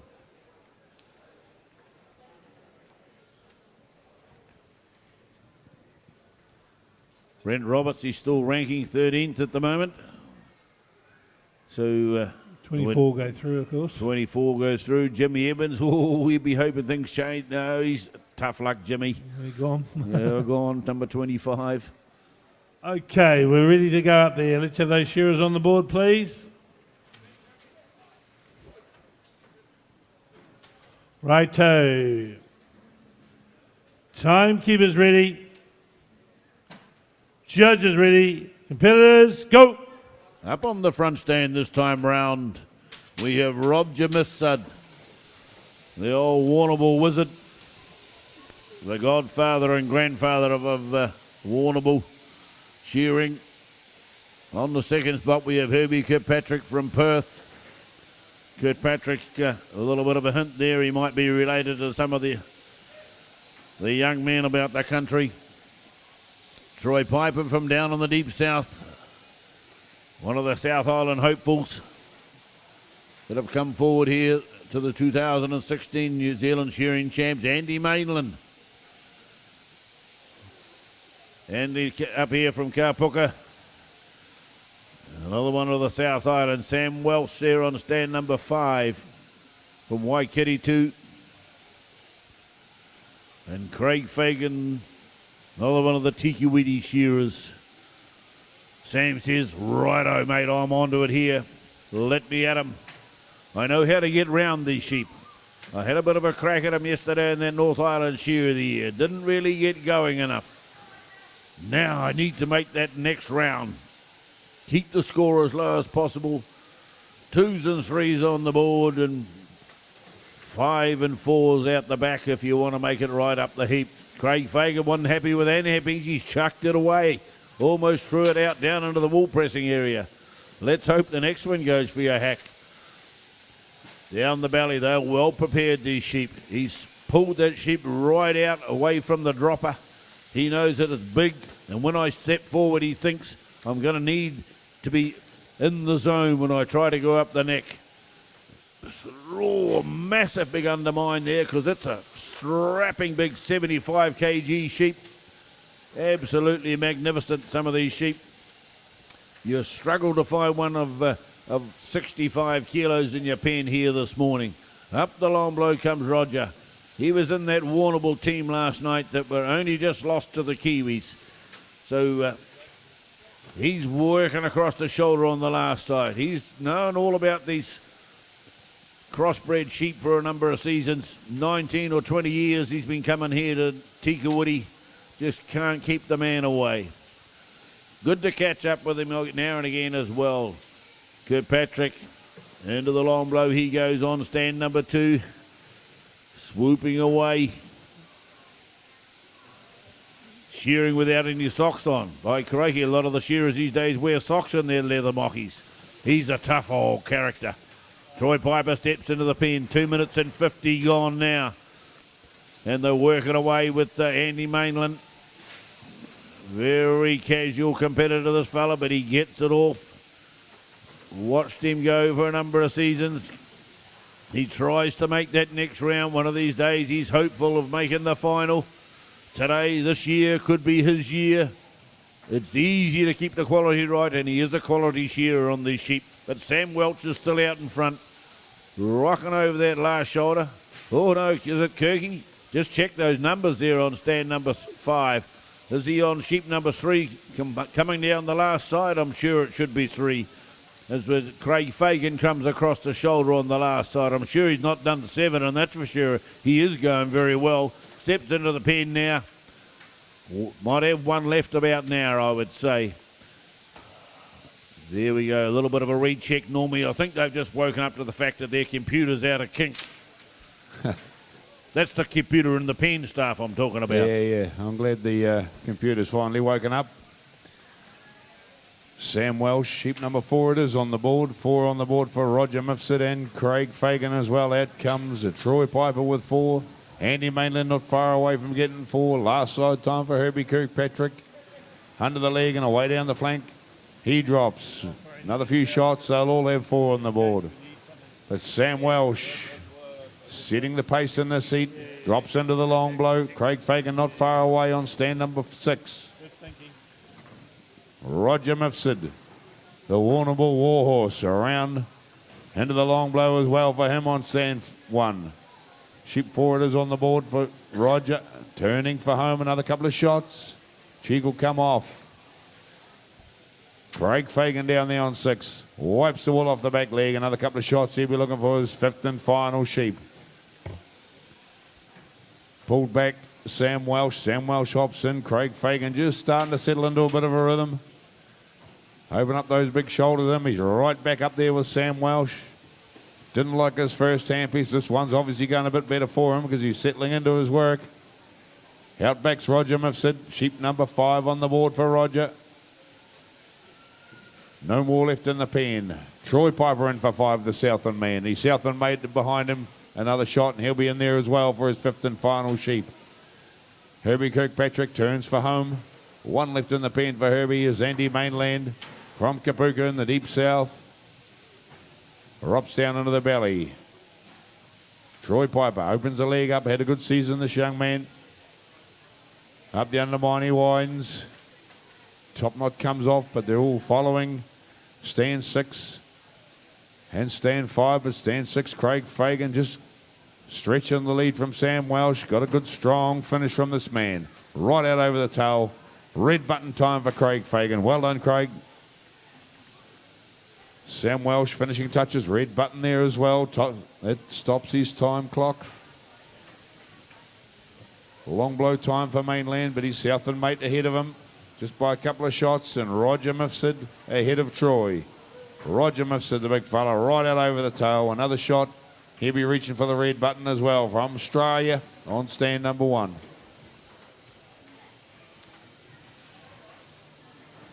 Finishing touches for Troy Piper. There he is, all done and dusted. Andy Mainland, another couple of shots from Kapuka in rural Southland. Whips the handpiece off, just leaves Herbie Kirkpatrick. He's going to have the last say in this heat. Down over the front shoulder. Under the leg and away down the last side. Terrific shed share of this man. Big telly man. Day in and day out. 8, 9 hours a day. Red button time. That's it, folks.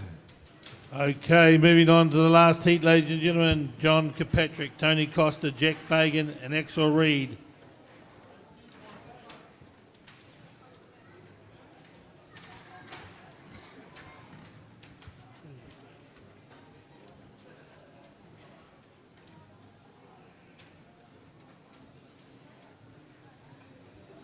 Just keep going down the board. Start at stand 3, please.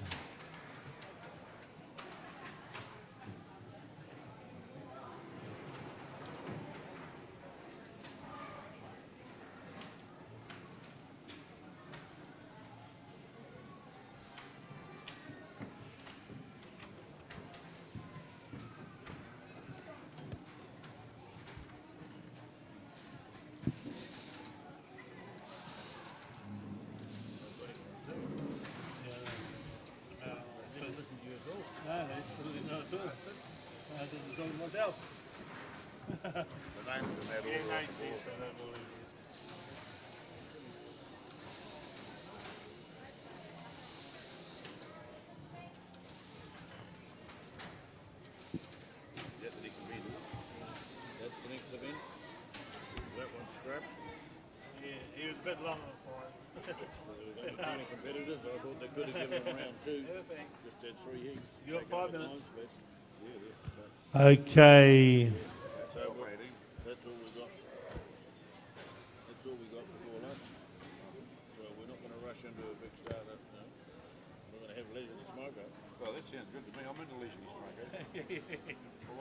I like leisurely smoker.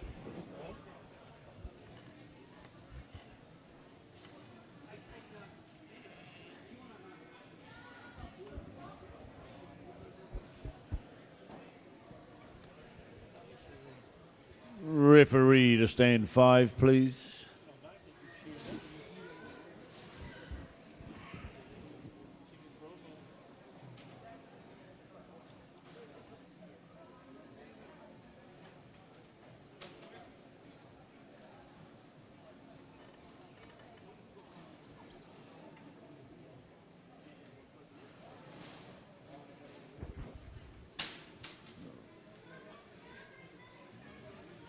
I think this last heat's just testing the referee. We've given him too long on the pens, but like all those shearers on the board, looks like they're having a bit of trouble judging out the back.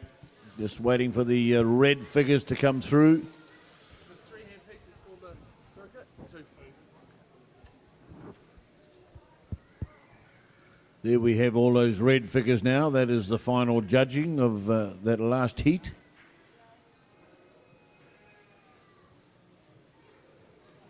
All those scores will be going through to the main computer house. And we're ready to go with a green light about now.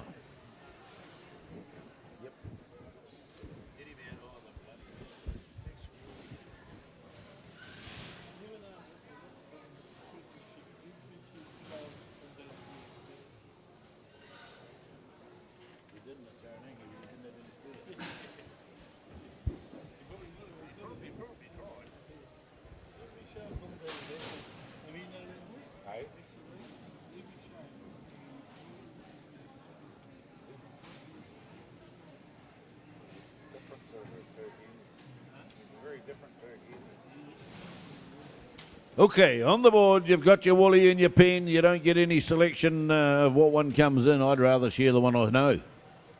John, we're good to go. Okay, timekeeper's ready. Judges ready. Competitors, go! Away we go. Last seat in the Open, Johnny Kirkpatrick, Tony Costa, James Fagan, Axel Reid. Good line up there. JK, fresh off a win last night from the North Island Shearer of the Year. Up the neck he goes. Tony Costa, current PGG Wrightson national winner. James Fagan, good young local shearer, this man. Jack, sorry. Starts with J. Slightly taller. Round into the first, front shoulder, Jack Fagan. Axel Reid swinging through the long blow. Down there on stand number 4 from Ty Happy. Turns for home. Cheek comes off down over the last front shoulder, but they're all following Johnny Kirkpatrick at this stage. As he flicks the wall off over the tail, steps quietly into the pen, sneaks back out.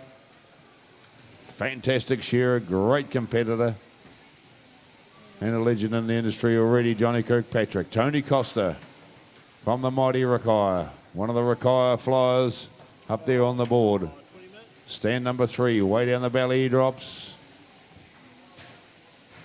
James Fagan, Jack Fagan. Bloody hell, that's going to be a problem. Out goes Jax, and for sheep number 2 as well.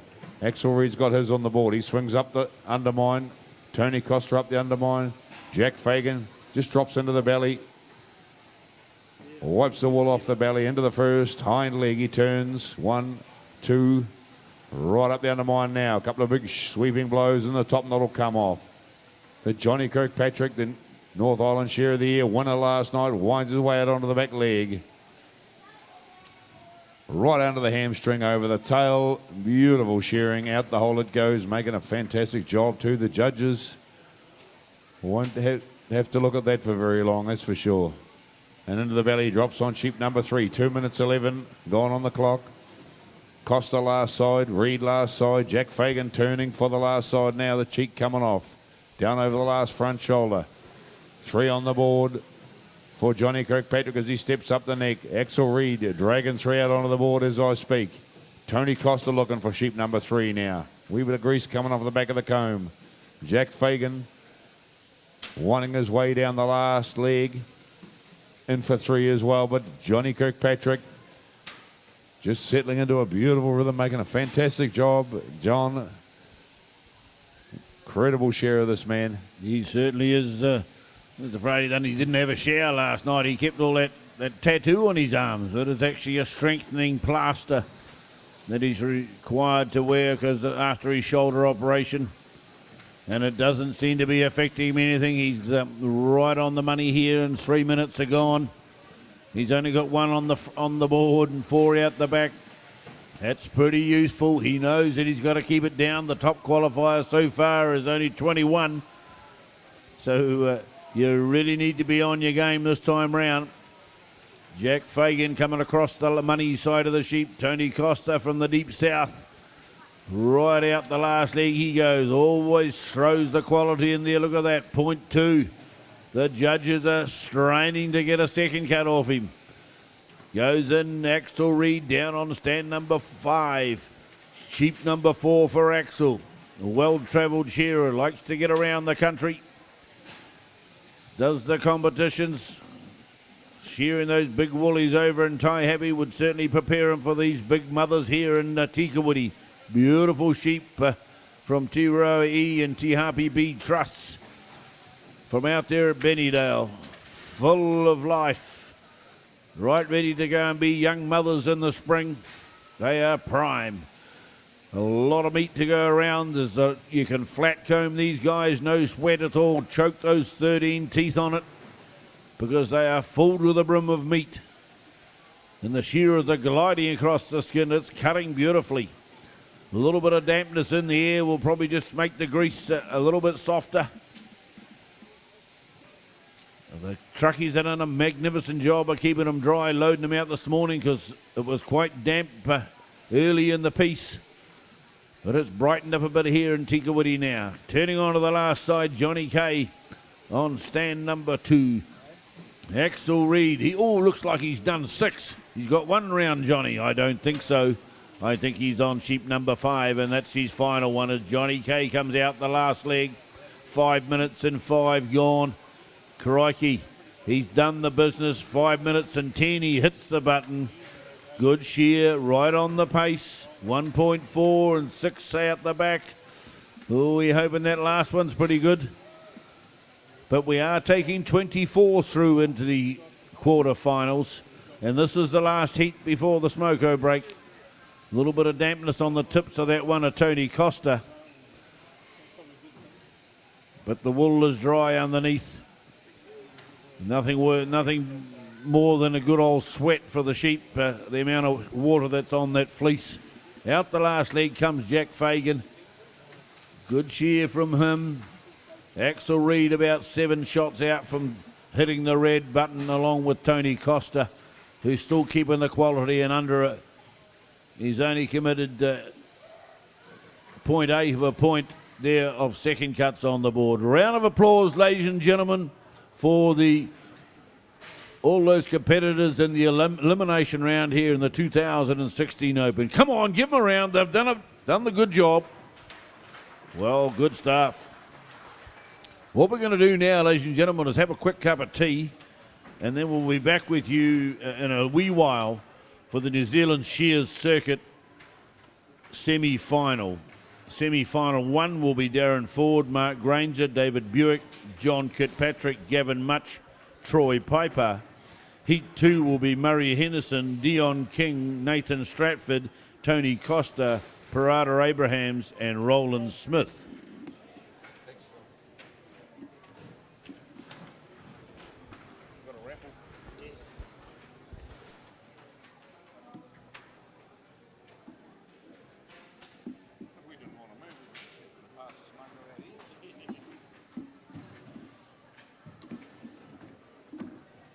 Stay.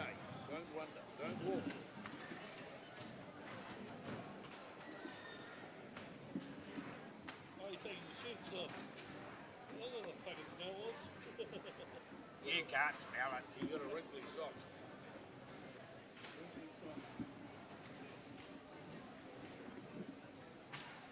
Here all day. I can't be fucking wearing shoes all day. Normally wear jeans. Don't wear them too tight. Hey, Don't wear them up so tight. They look far too small for you, you big clown.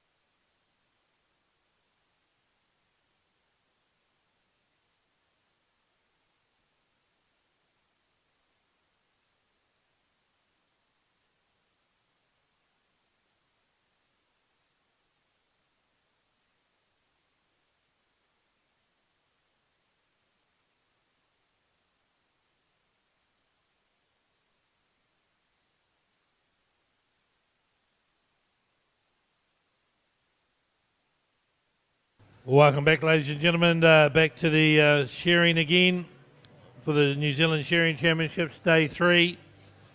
So first up will have the New Zealand Shear Circuit. Heat 1 will be Darren Ford, Mark Granger,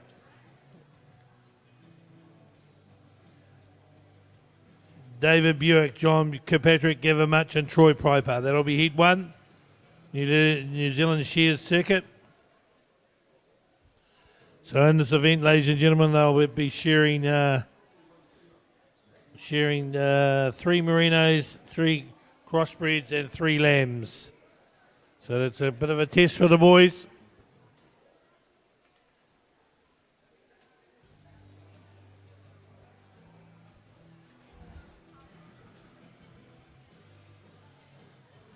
So could we have our pen staff back, please?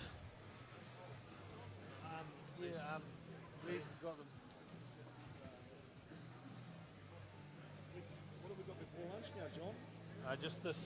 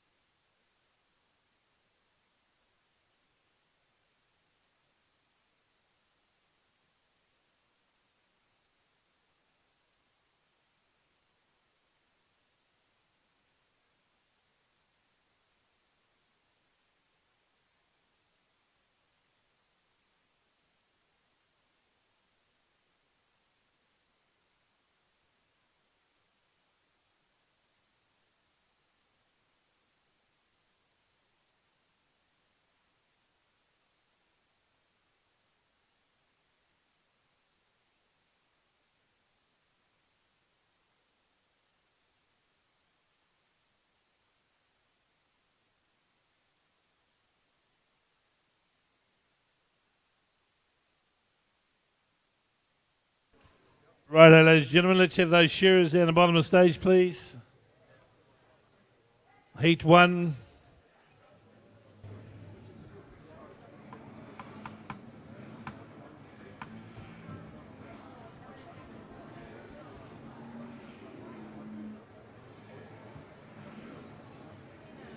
So this time, ladies and gentlemen, you'll see some merinos being shorn, provided by Alan Patterson.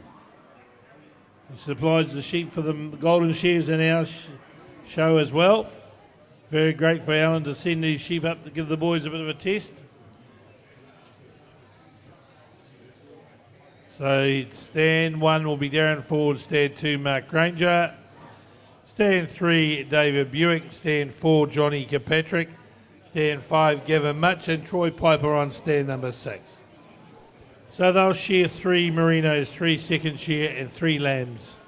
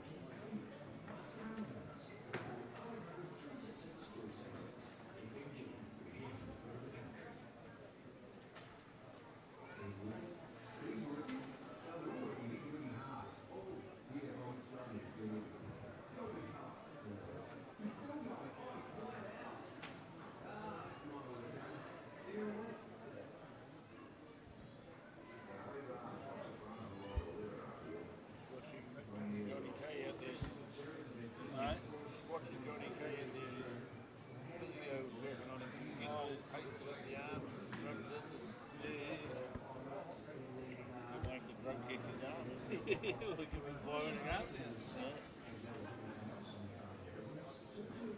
pretty perfect injury, didn't he? Bit of reconstruction on it.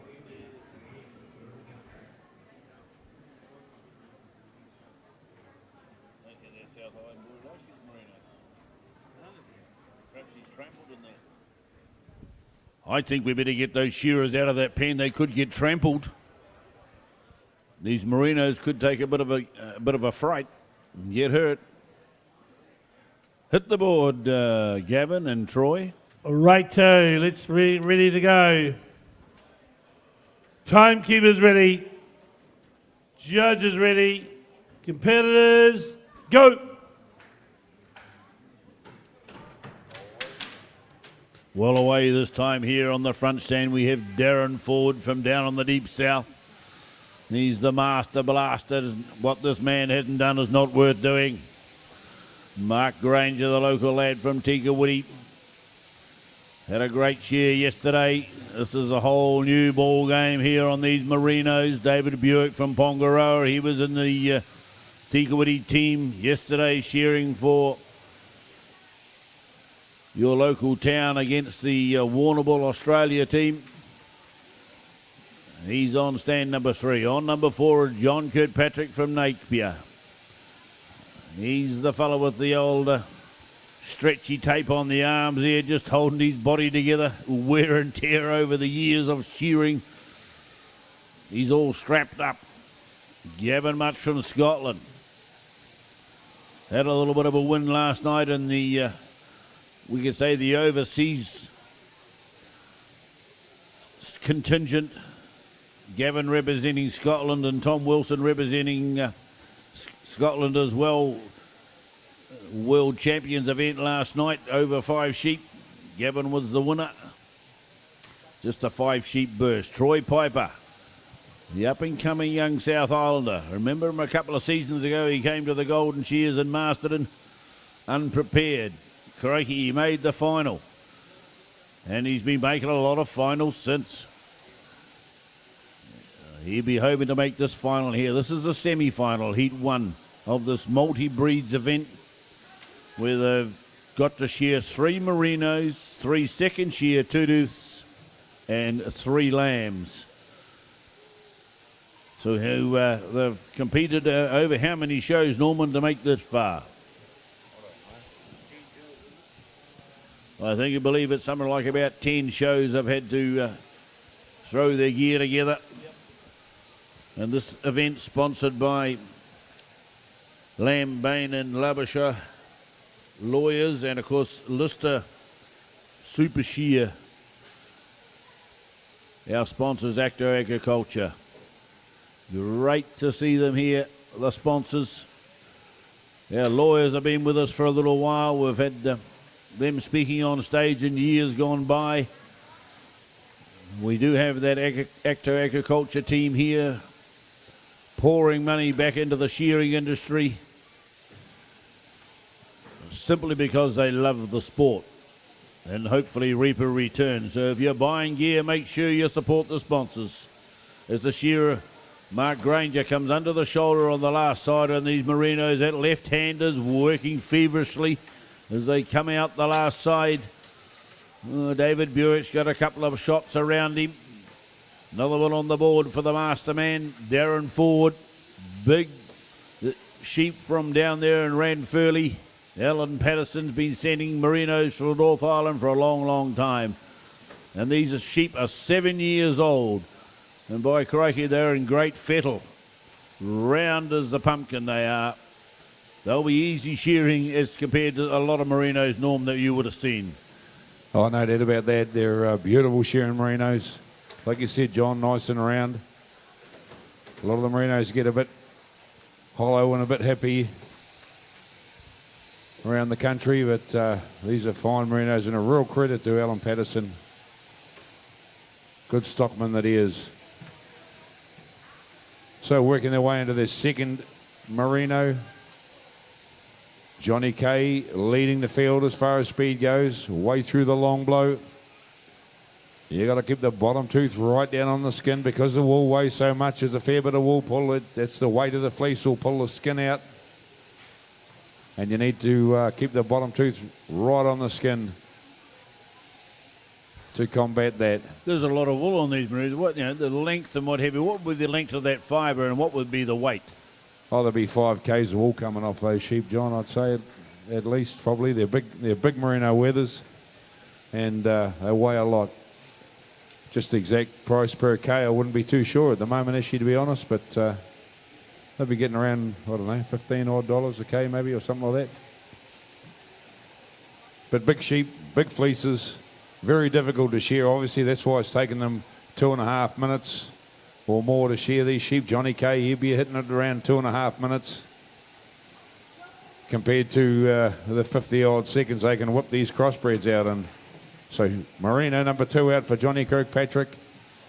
Out onto the board, E-backs, Gavin Much, David Buick down the last side, Darren Ford finishing touches, Troy Piper, the 2 South Islanders on either end. Hoping to see them get through into the final. There's another 2 in the next heat. Darren Ford slides into the pen for his 3rd merino wether. Only crossbreds left in there. 3 second share and 3 lambs. Out on the board for Gavin Much, the Scotsman down there. Troy Piper hops in. He's very experienced on these merinos. We haven't seen him in New Zealand for a long time, up until the last couple of seasons, because he was over in Aussie shearing these things day in and day out. Darren Ford turns into the first hind leg. Mark Granger, merino number 2 on the board. Long blow time for him. A wee bit of experience on these wrinklies goes a long, long way. Mark hasn't shown too many in his career, I don't think, and he's working his way through the long blow now. Making a beautiful job, though. Another shot, he'll turn for home. And, of course, they vary a fair bit between one sheep and the next, where the crossbreds, they're a bit more uniform. They vary a lot between one sheep and the next in the way they comb and the amount of wrinkles on them. A lot of them have body wrinkles as well, which slows you right down. Trying to get round there without actually touching the skin with your comb.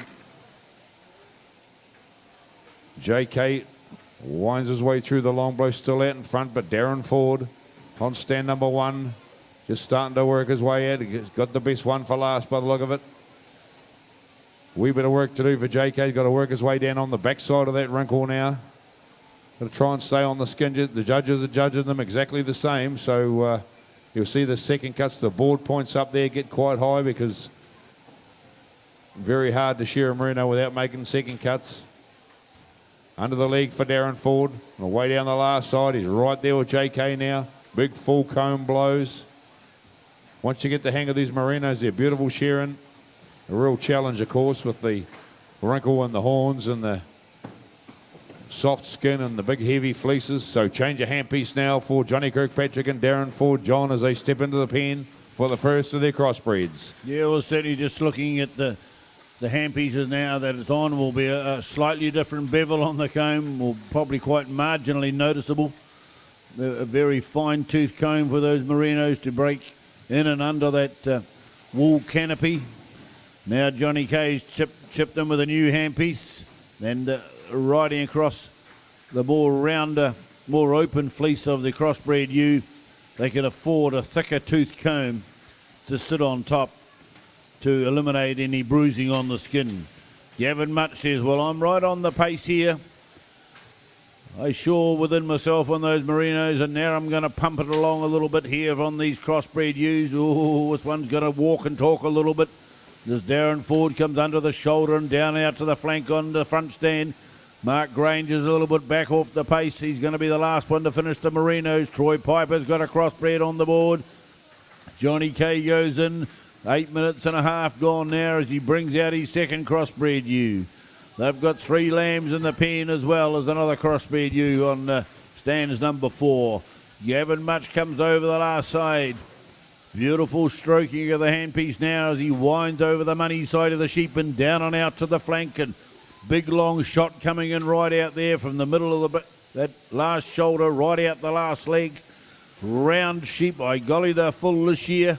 Over the side, the last side comes Troy Piper. He's trying to put the hammer down a little bit, make up a little bit of ground. 9 minutes and 10 gone. David Buick's got it number 5 on the board, is it? Over the last side comes Darren Ford on sheep number 5. Up over the top comes David Buick. Out the last leg, it's Johnny K though. Troy Piper stepped up. Down the belly he goes. Round the back of the head and down to the old shoulder, but it's Johnny K first, back in again to the pen. His last second shear sheep. Up over the top now for Troy Piper. He's got sheep number 5 on the board. There's Johnny K by how much? Johnny K by 3/4 of a sheep, is it? No, it's not. Oh, probably is if Gavin Much is the closest to him as he drops down the last side. Beautiful shearing, these sheep. Making it look easy, these fellas are experts. Still the last merino coming off here for Mark Granger, the local man. Big sweeping arms from the wool handler. A long way down to the wool table at the back of the shed. Hell, they wouldn't like to do that track every day. Here comes Mark Granger now. First of the crossbreds for him. Johnny K's on his last one. Then goes Troy Piper. They'll start up the ante. The big fella up the front here. From down the deep south. Darren Ford, look at the size of those forearms. What a machine. Down and out to the flank, and he's no slouch either, by crikey. Look out, the last leg is going to get whacked off. Johnny K's onto his first lamb. Gavin Much onto the last crossbred ewe as he turns onto the money side of the sheep. Around the back of the head comes Troy Piper starting to wind in after him. We've got 2 heats of the semi-final. But I don't think they're going to wheel in Johnny K's. 11 minutes have ticked over now.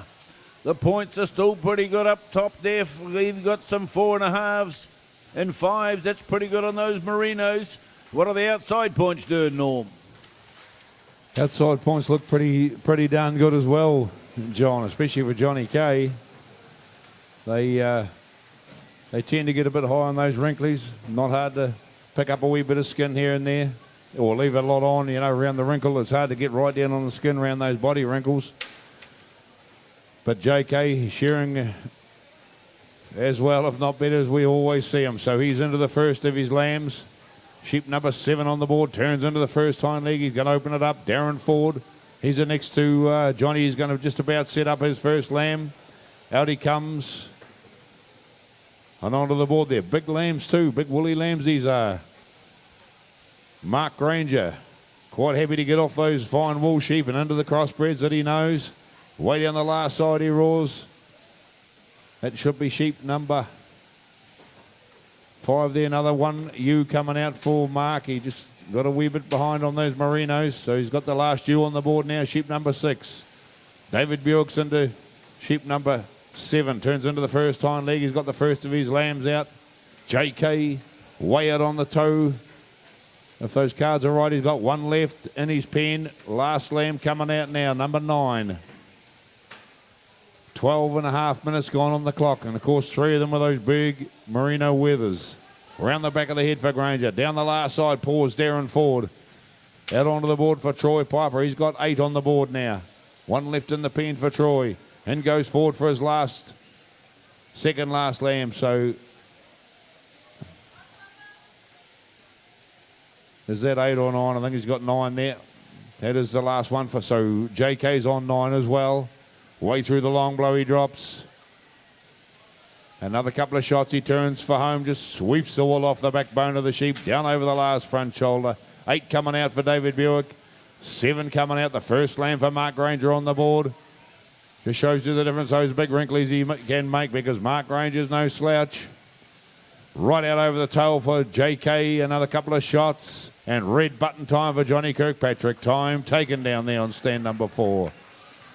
Beautiful shearing all the way through, right from the wrinklies right to the end of the lambs, John. Yeah, 13.25 there for Johnny Kirkpatrick. And a good score at the moment. He's only got 5 sheep judged, of course. He's got 5s and 15s. That is pretty good compared to a lot of other competitions that we see. Here we have Darren Ford completed the task up here on the front stand. Real powerhouse shearer from the deep south. In goes Troy Piper, was a little bit off the pace. David Buick out the last leg on sheep number 9. He's shorn extremely well by Crikey. He's got a 5 on the board and a little bit higher out the back, but he'll be hoping it's good enough.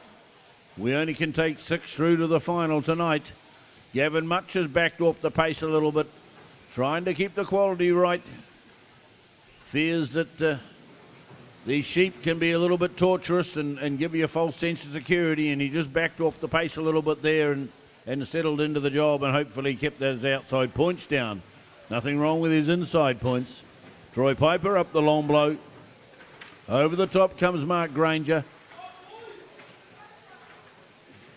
He's had a few Merinos judged out the back, and it's got away on him a little bit, but he'll be happy, still happy with his shear because he's at least got up there and had a go. And he's still got one to come. Troy Piper out the last leg. Making it happen for himself. Hits the red button, stops the clock. Gets his clock stopped, and I'd say somewhere around about the 15 minutes, which I was picking that they might shear these sheep in. Round the back of the head now for Mark. Still pumping, they're still judging, so you got to keep going right to the end. Can't chuck a sheep over the rail or anything like that. Let it go woolly. Over the last side comes Mark Granger. Beautiful style, good quality. Right out the last leg, one shot and he reaches for the red button, ladies and gentlemen. That's a good shear as well.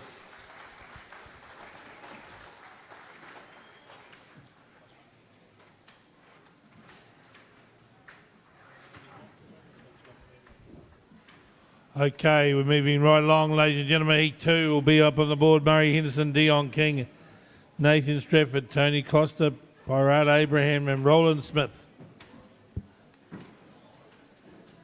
Our sound technician, please. We have a microphone failure here. Someone from the sound box, please.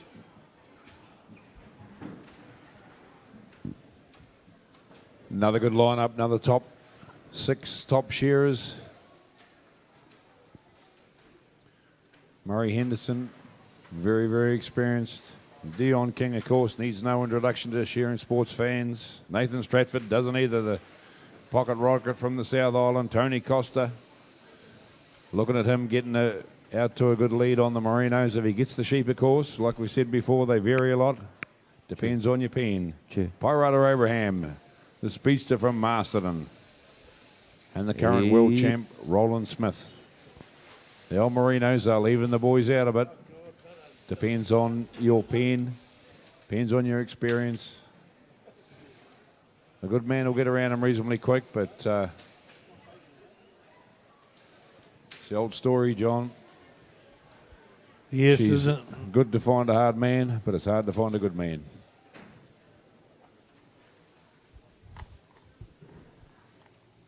Yeah, well, I can't find any up here, but she's all go. With John Kirkpatrick as the top of the man. He's the top man at the moment, a 63. That is incredible. Closest to him is 72, then a 74. So there's room for a little bit of movement there. Another 6 contestants here. There's a room for a South Islander in there. Is that what you're saying, John? And behind Johnny Kirkpatrick. There's room for the top competitor to move up. Oh, right. We won't get too parochial about which island we come from. Yeah, the South Island actually might tip up a little bit next year in February when all those shearers are down there in Invercargill at the Worlds. Yeah. She might go whoop. Might all end up in Stewart Island.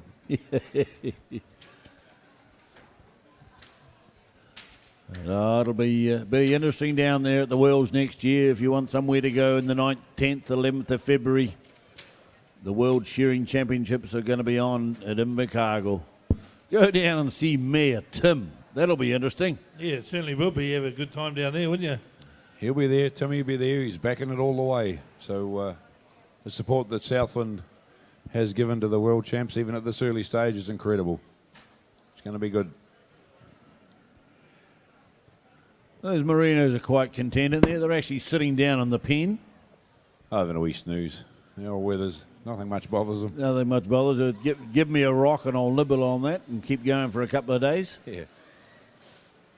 We're just waiting for the shearers to come out of the pen. Be quite nice. If you'd been through what those weathers have been through when they're younger, John, and survived, nothing much would bother you either, I don't think. Oh, makes you just squirm a little bit, doesn't it? That referee, would he like to get out of the pen, please? He's small. He might get trampled.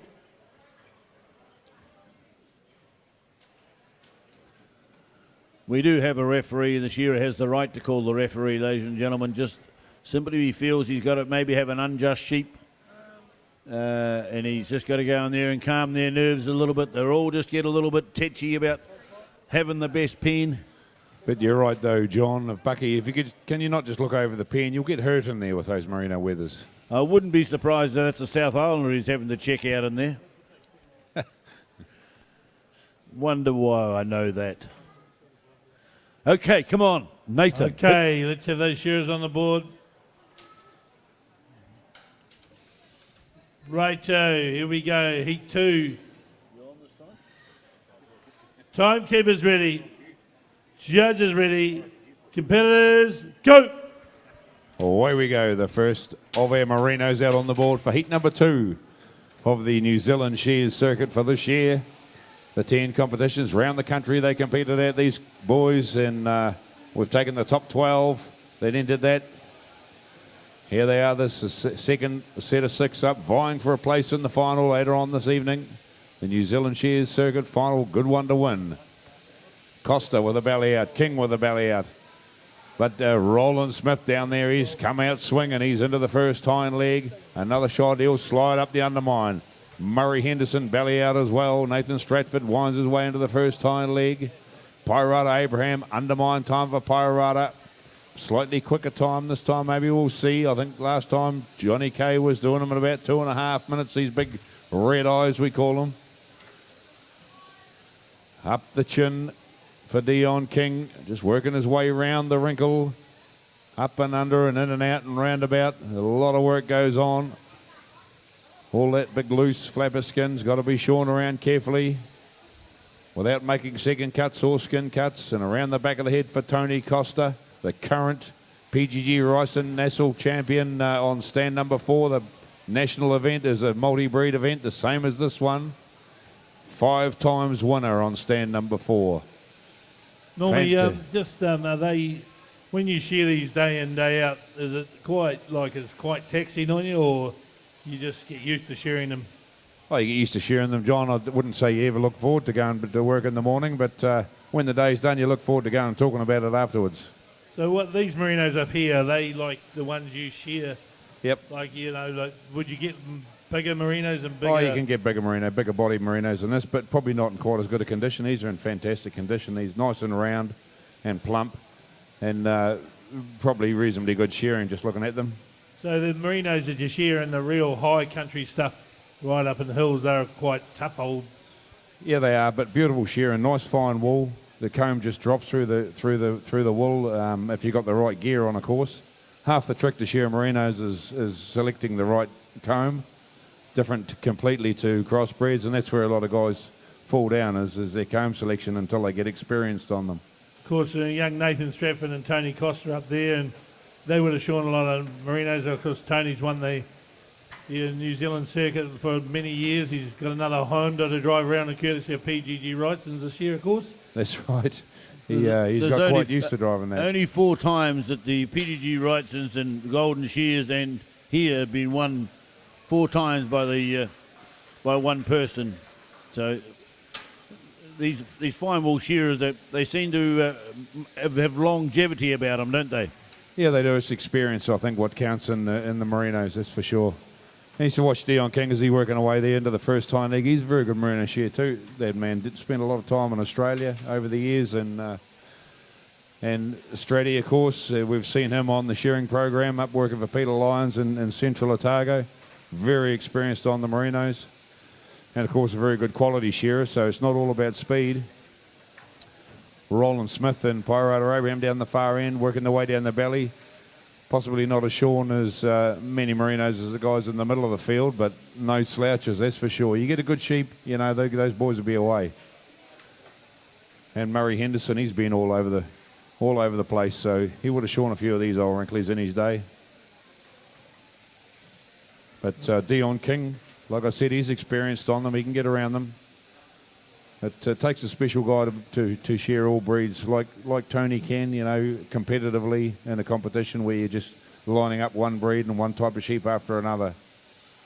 Well, that's why we call him Dr. Costa. He's got that PH after his name, isn't he? He just about or has. the PD.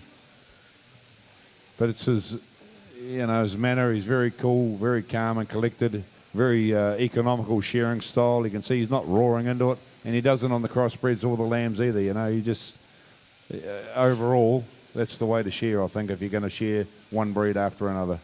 He makes the shots count, and he's working away at the job nicely. He's cool, calm and collected. He was just doing as he was told. We were instructing him to go slow, but he's still making the job go.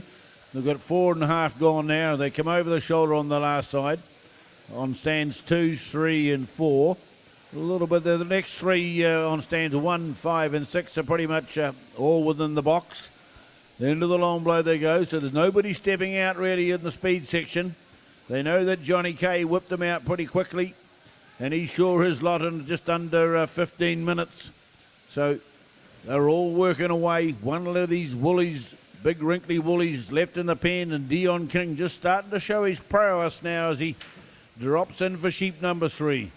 They're very good low scores up there at the moment, because just looking at a 2.7, a 1.2, 1.5, yeah, they're all pretty good, pretty average low scores up there in these merinos so far. Of course, they've only been one sheep judged out the back, so that third column on the bottom line will change a little bit, as you saw in the previous heat where they get up into the 20s and maybe 30s on that third column on the outside quality norm. So you really got to concentrate on the board, don't you? Oh, you certainly do. It just, I mean, you're looking at the clock. I mean, that's the difference, isn't it, between these things and the crossbreeds. And if you look at the world records, well, Dion King's got the lamb record there, 800 and what was it? 870 something or whatever he's 862. 62 or something. And the world record on these merino wethers in 9 hours is 418. So there's a big difference between the two types of sheep. And that 418 was an incredible tally by Grant Smith, set back in 1999, and no one's even challenged it. No one's even had another go at it. Were you his paceman that day? I wasn't. Or his wingman? Yeah, I was his wingman, not his paceman. That'd take me 3 days to share that many of these things. But yeah, that either tells you one or two things, that the sheep are hard to find to share that many, or the guys aren't good enough, or in reality the guys aren't silly enough to try and share merino wethers at a world record over 9 hours. I think that's more realistic. Yeah. No one ever been silly enough to have a crack at it. Oh, well, it's certainly a marathon effort in here. We've got to take our hat off to these guys. They're doing very well. Parada Abrahams, how am I going to step up the neck on this big fella? He's 7-year-old wether, and he's got about 10 wrinkles to unfold up that neck. 1, 2, 3, 4. He's short-cutted. He punched through, though, and now he's going to go back and just chip it off. So much dewlap around that neck that they really need to keep their left hand working tremendously fast. Get it out of the way of the handpiece for one thing, but unfold those wrinkles so they can get down nice and close to the skin. Tony Costa says, righto, I've had enough of those things. I'm going to go in for the crossbreed, change of handpiece for Dion King. And now we'll start to see the sparks fly a little bit. Right on his heels is Nathan Stratford in the middle, standing on stand number 3. Over the last side comes Murray Henderson. He's got a fairly useful sort of a merino here as he comes across the last side. How's his quality going? Doesn't look too bad. 6s and 7s. That's pretty sharp out there on these merinos so far. But, of course, they'll still be judging and they'll still be adding those points in the computer box out the back. Nathan Stratford now down the first off leg. He's starting to fire it in. You can just sense that these fellas like the freedom of gliding that handpiece through this crossbred wool. Where is that? What sort of microns on those merinos, Norman? to be sure, without looking at it, I about wouldn't be too 23, sure. would they? Oh, they'd be 20 odd, yeah. Yeah, low 20s, Yeah. definitely. Yeah, that's what I thought. And then, of course, you get up into the 37 and 38 micron on these crossbred Romneys. And look at them go. So Dion King goes in, but Tony Costa's still hanging out in front there. The scores haven't changed a lot along the top. Down the valley they come for the second time on these crossbreds. They'll have one more of those ewes and then they'll be on to the lambs. Rolly Smith comes over the last side. He knows the time's starting to count against him about now, because he's one of these crossbreds was going to be 2 behind, because the time he finishes that last side, Tony Costa's going to be finished this crossbred ewe. Change of handpiece now for Parada Abrahams from Masterton. Out the last leg for Muzzer Henderson up here on the front from Fielding. Ooh, Rolly Smith won't be liking this. He's going to be last in for the change. But then the sparks will fly. Here comes Stratford up the top. He wants to pull on the rein in the 2 pacemakers at the moment as King comes down the last side. He's sitting pretty careful. Tony Costa's out the last leg. He's just loving it. We talked about how good he was at changing sheep. He has just gone on from those good shear in the merinos. He saved a nice little bunny for last on his ewes. Then he'll have 3 good, well-grown lambs. Here comes the Smith man down there on the number 6. He's starting to wind into it. Over the top, Comprada Abrahams. There's a lot of shearing in those ewes. Across the shoulder, the money side of the sheep for Murray Henderson as well. Dion King steps up the neck as the Stratman goes in Normie. Oh, but it's still Tony Costa. Tony Costa it is, but Dion King right there with him. Dion might just have pulled him back by a blow as he swings into the long blow. Oh, bit of a wriggle from Dion King's sheep, but he's got the last ewe on the board. Last crossbred ewe, that is. Turning for home. Turning for home is Tony Costa, still right there. Neck and neck, these 2 men. They finished very close on the merinos. Dion would have been happy about that, just to finish where he did on the Wrinklies, because this is where he specialises in these second share crossbred ewes and the lambs. Right out onto the toe, and then he hops into the pen. His first lamb coming out now onto the board. Lays it down and into the belly. Tony Costa finishing touches to the last ewe, and he hops in. So he's about the belly behind Dion King now as Dion King opens up the first hind leg. Big sweeping blows, and one up the undermine and up the top of the head he goes. 7 on the board it is. Dion King starting to open those big shoulders of his up. Costa up the undermine. He won't be far away come the end of the day. I can tell you that. Up the neck he rolls. Snaps it open. Cheek comes off. But Dion King now, he's in his element. Tony was in his earlier. Way through the long blow for Dion King. Another shot. He'll turn for home. Nathan Stratford whips down the belly. Murray Henderson into the belly. Pirata Abraham steps in for sheep number 7. And, of course, Roland Smith down the end. Don't leave him out of it. He's on the ewes. Up the undermine. I don't know what sheep number he's on because those cards are way out. Keep the cards rolling over. Can you have a sort out on stand number 6 for us, please? Round into the first front shoulder. I'm picking this as his last ewe on the board. This could be sheep number 6, I think.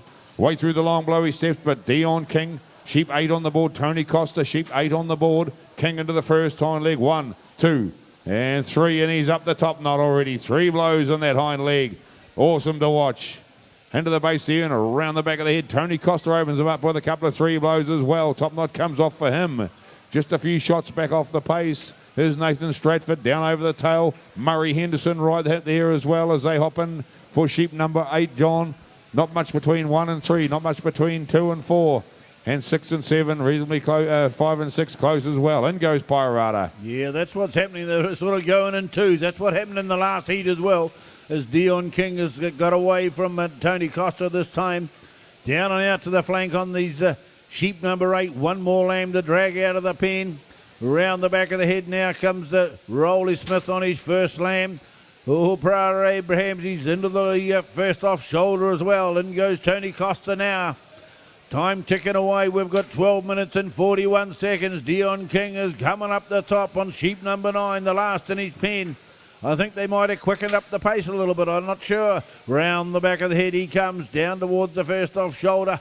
Sweeping blows the King man by crikey. He was sure well on that Island event last night.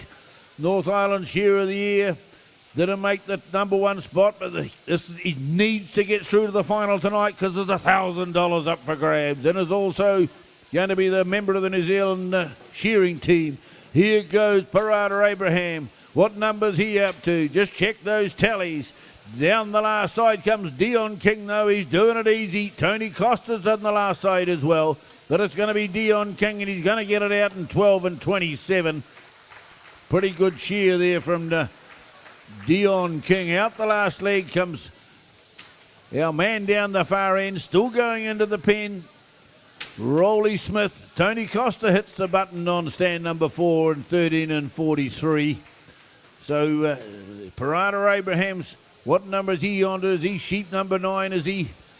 Can't quite see. No, there's still one in the pen for Parada. Round the back of the head comes Rolly Smith. By golly, he's pulled back a cog or two. Here comes Nathan Stratford, but I think Murray Henderson might just pip him for speed. Muzzer from fielding on number 1 hits the button. Good quality there from Muzzer. And likewise as Nathan Stratford, as Parada Abrahams bringing out his 9th and final sheep. Down the last side there for Rolly Smith. The big, long, tall, lean man, brought up on Coomera's, shifted to the Hawke's Bay fruit country. Look at him go. A healthy specimen of a shearer. Around the back of the head now for Parada Abrahams from Masterton. Was pretty much up with the pace on those Merinos. His score looks still pretty good. Can't see it quite. I think they might have judged about 5 of his sheep so far. So he's only on 15. Only on 15 outside. That's not too bad at this stage, but of course still some sheep to be judged. He's hit the money side of the sheep for the night time. What has he got? 7 shots under the shoulder. 3, 4, 5, 6, 7. Let it go. Well done. Round of applause, ladies and gentlemen, for Parada Abrahams and the rest of the guys there in that second heat. Rolly Smith, Tony Costa, Nathan Stratford, Dion King and Murray Henderson. Well, that, ladies and gentlemen, completes the morning shearing. At 1 o'clock, we'll be back with you with the New Zealand Shearing Championship Senior Semi-Finalists. Those semi-finalists in Heat 1, Bevan Priya, Darren Alexander, Faraneki Fori, Catherine Maluli, Dylan McCruddy, Adam Morton. Heat 2 will be Hayden Tapp, Huri Edmonds, Ramon Smith, Rye Fraser, Jacob Moore and Caleb Foote. Straight after that, we'll be moving on to the quarterfinals of the Open. That'll be Heat 1 will be Darren Ford, Tony Costa, Axel Reed, Corey Misfit, Mark Granger, Parada Abraham. Heat 2, Roland Smith, David Buick, Troy Piper, Gavin Much, Brett Roberts, Nathan Stratford. Heat 3, John Kirkpatrick, Aaron Haynes, Murray Henderson, Neville Osmond, Andy Malin, Floyd Neal. Heat 4, Diggerbalm, Shelford Wilcox, James Rookie, Hemi Braddock, Dion King and Jack Fagan. So that'll be us, the senior semi-final. So well,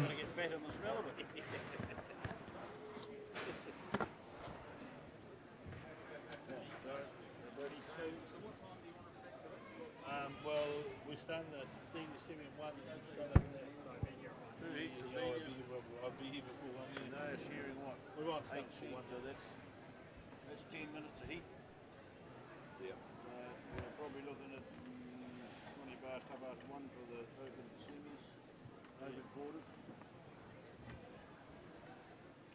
And then we've got that will be the Open Challenger and the Open semi-final. That's it.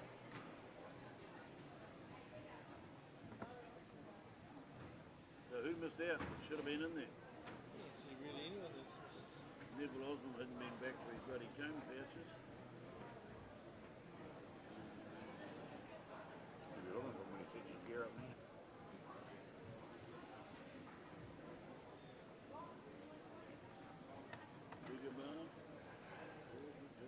Who missed out? Who was the next in them? Patrick, top of that one. Piper, Much, Buick, Ford, Granger. That's yet to come. Still waiting. 72, 66, Tony Costa, Nation Stratford. Ooh. Dion King. have to with that score. Second.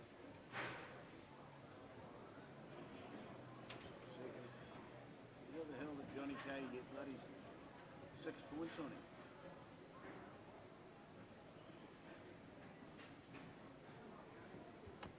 That's 76, I suppose it is up there, would be on one, would it? Not 66. I think it's 76. 25 out the back. 25 out the back, yeah.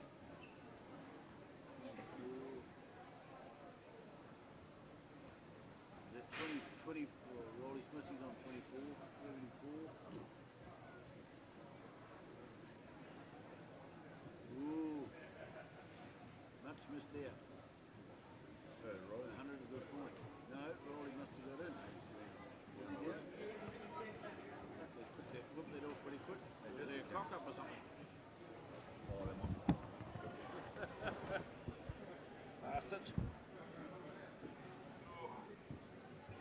Yeah, Gavin slowed up on the bloody lands on what the hell he must have whacked something and whether his gear wouldn't go right. 4+4.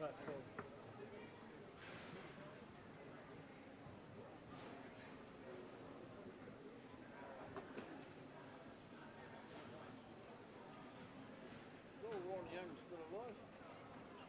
John? Yeah, you're right. Senior semi-finalists, would you come and see Michelle at the table, please, and get your singlets, please?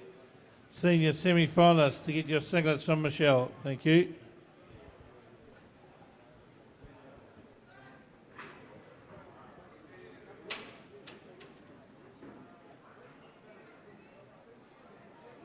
Oh, the cage the wool handler's in there.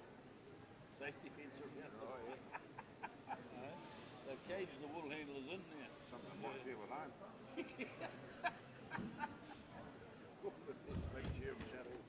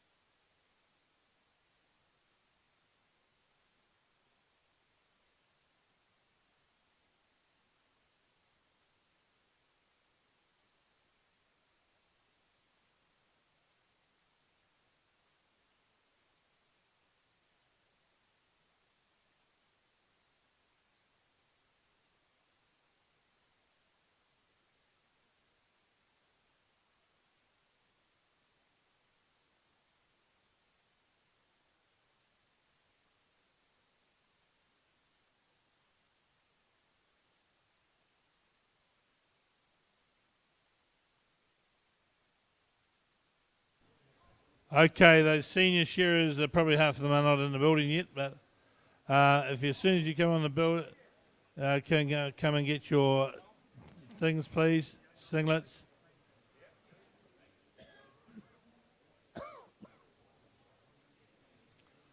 So if you are in the building, come and get your singlets, please.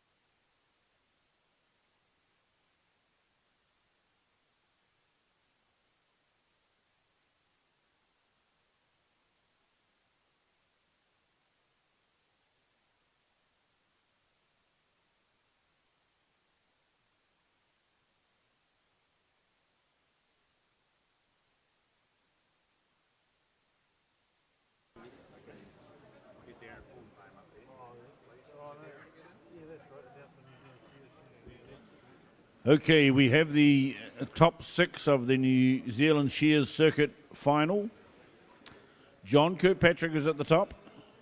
Tony Costa, Nathan Stratford, Parada Abrahams, Troy Piper, and Dion King. And those other semi-finalists were Gavin Much, David Buick, Roland Smith, Murray Henderson, Darren Ford, and Mark Granger, who shore very well, but not quite to make the final. So congratulations to those 6 finalists: Kirkpatrick, Costa, Stratford, Abraham, Piper, and King. We will see them this evening.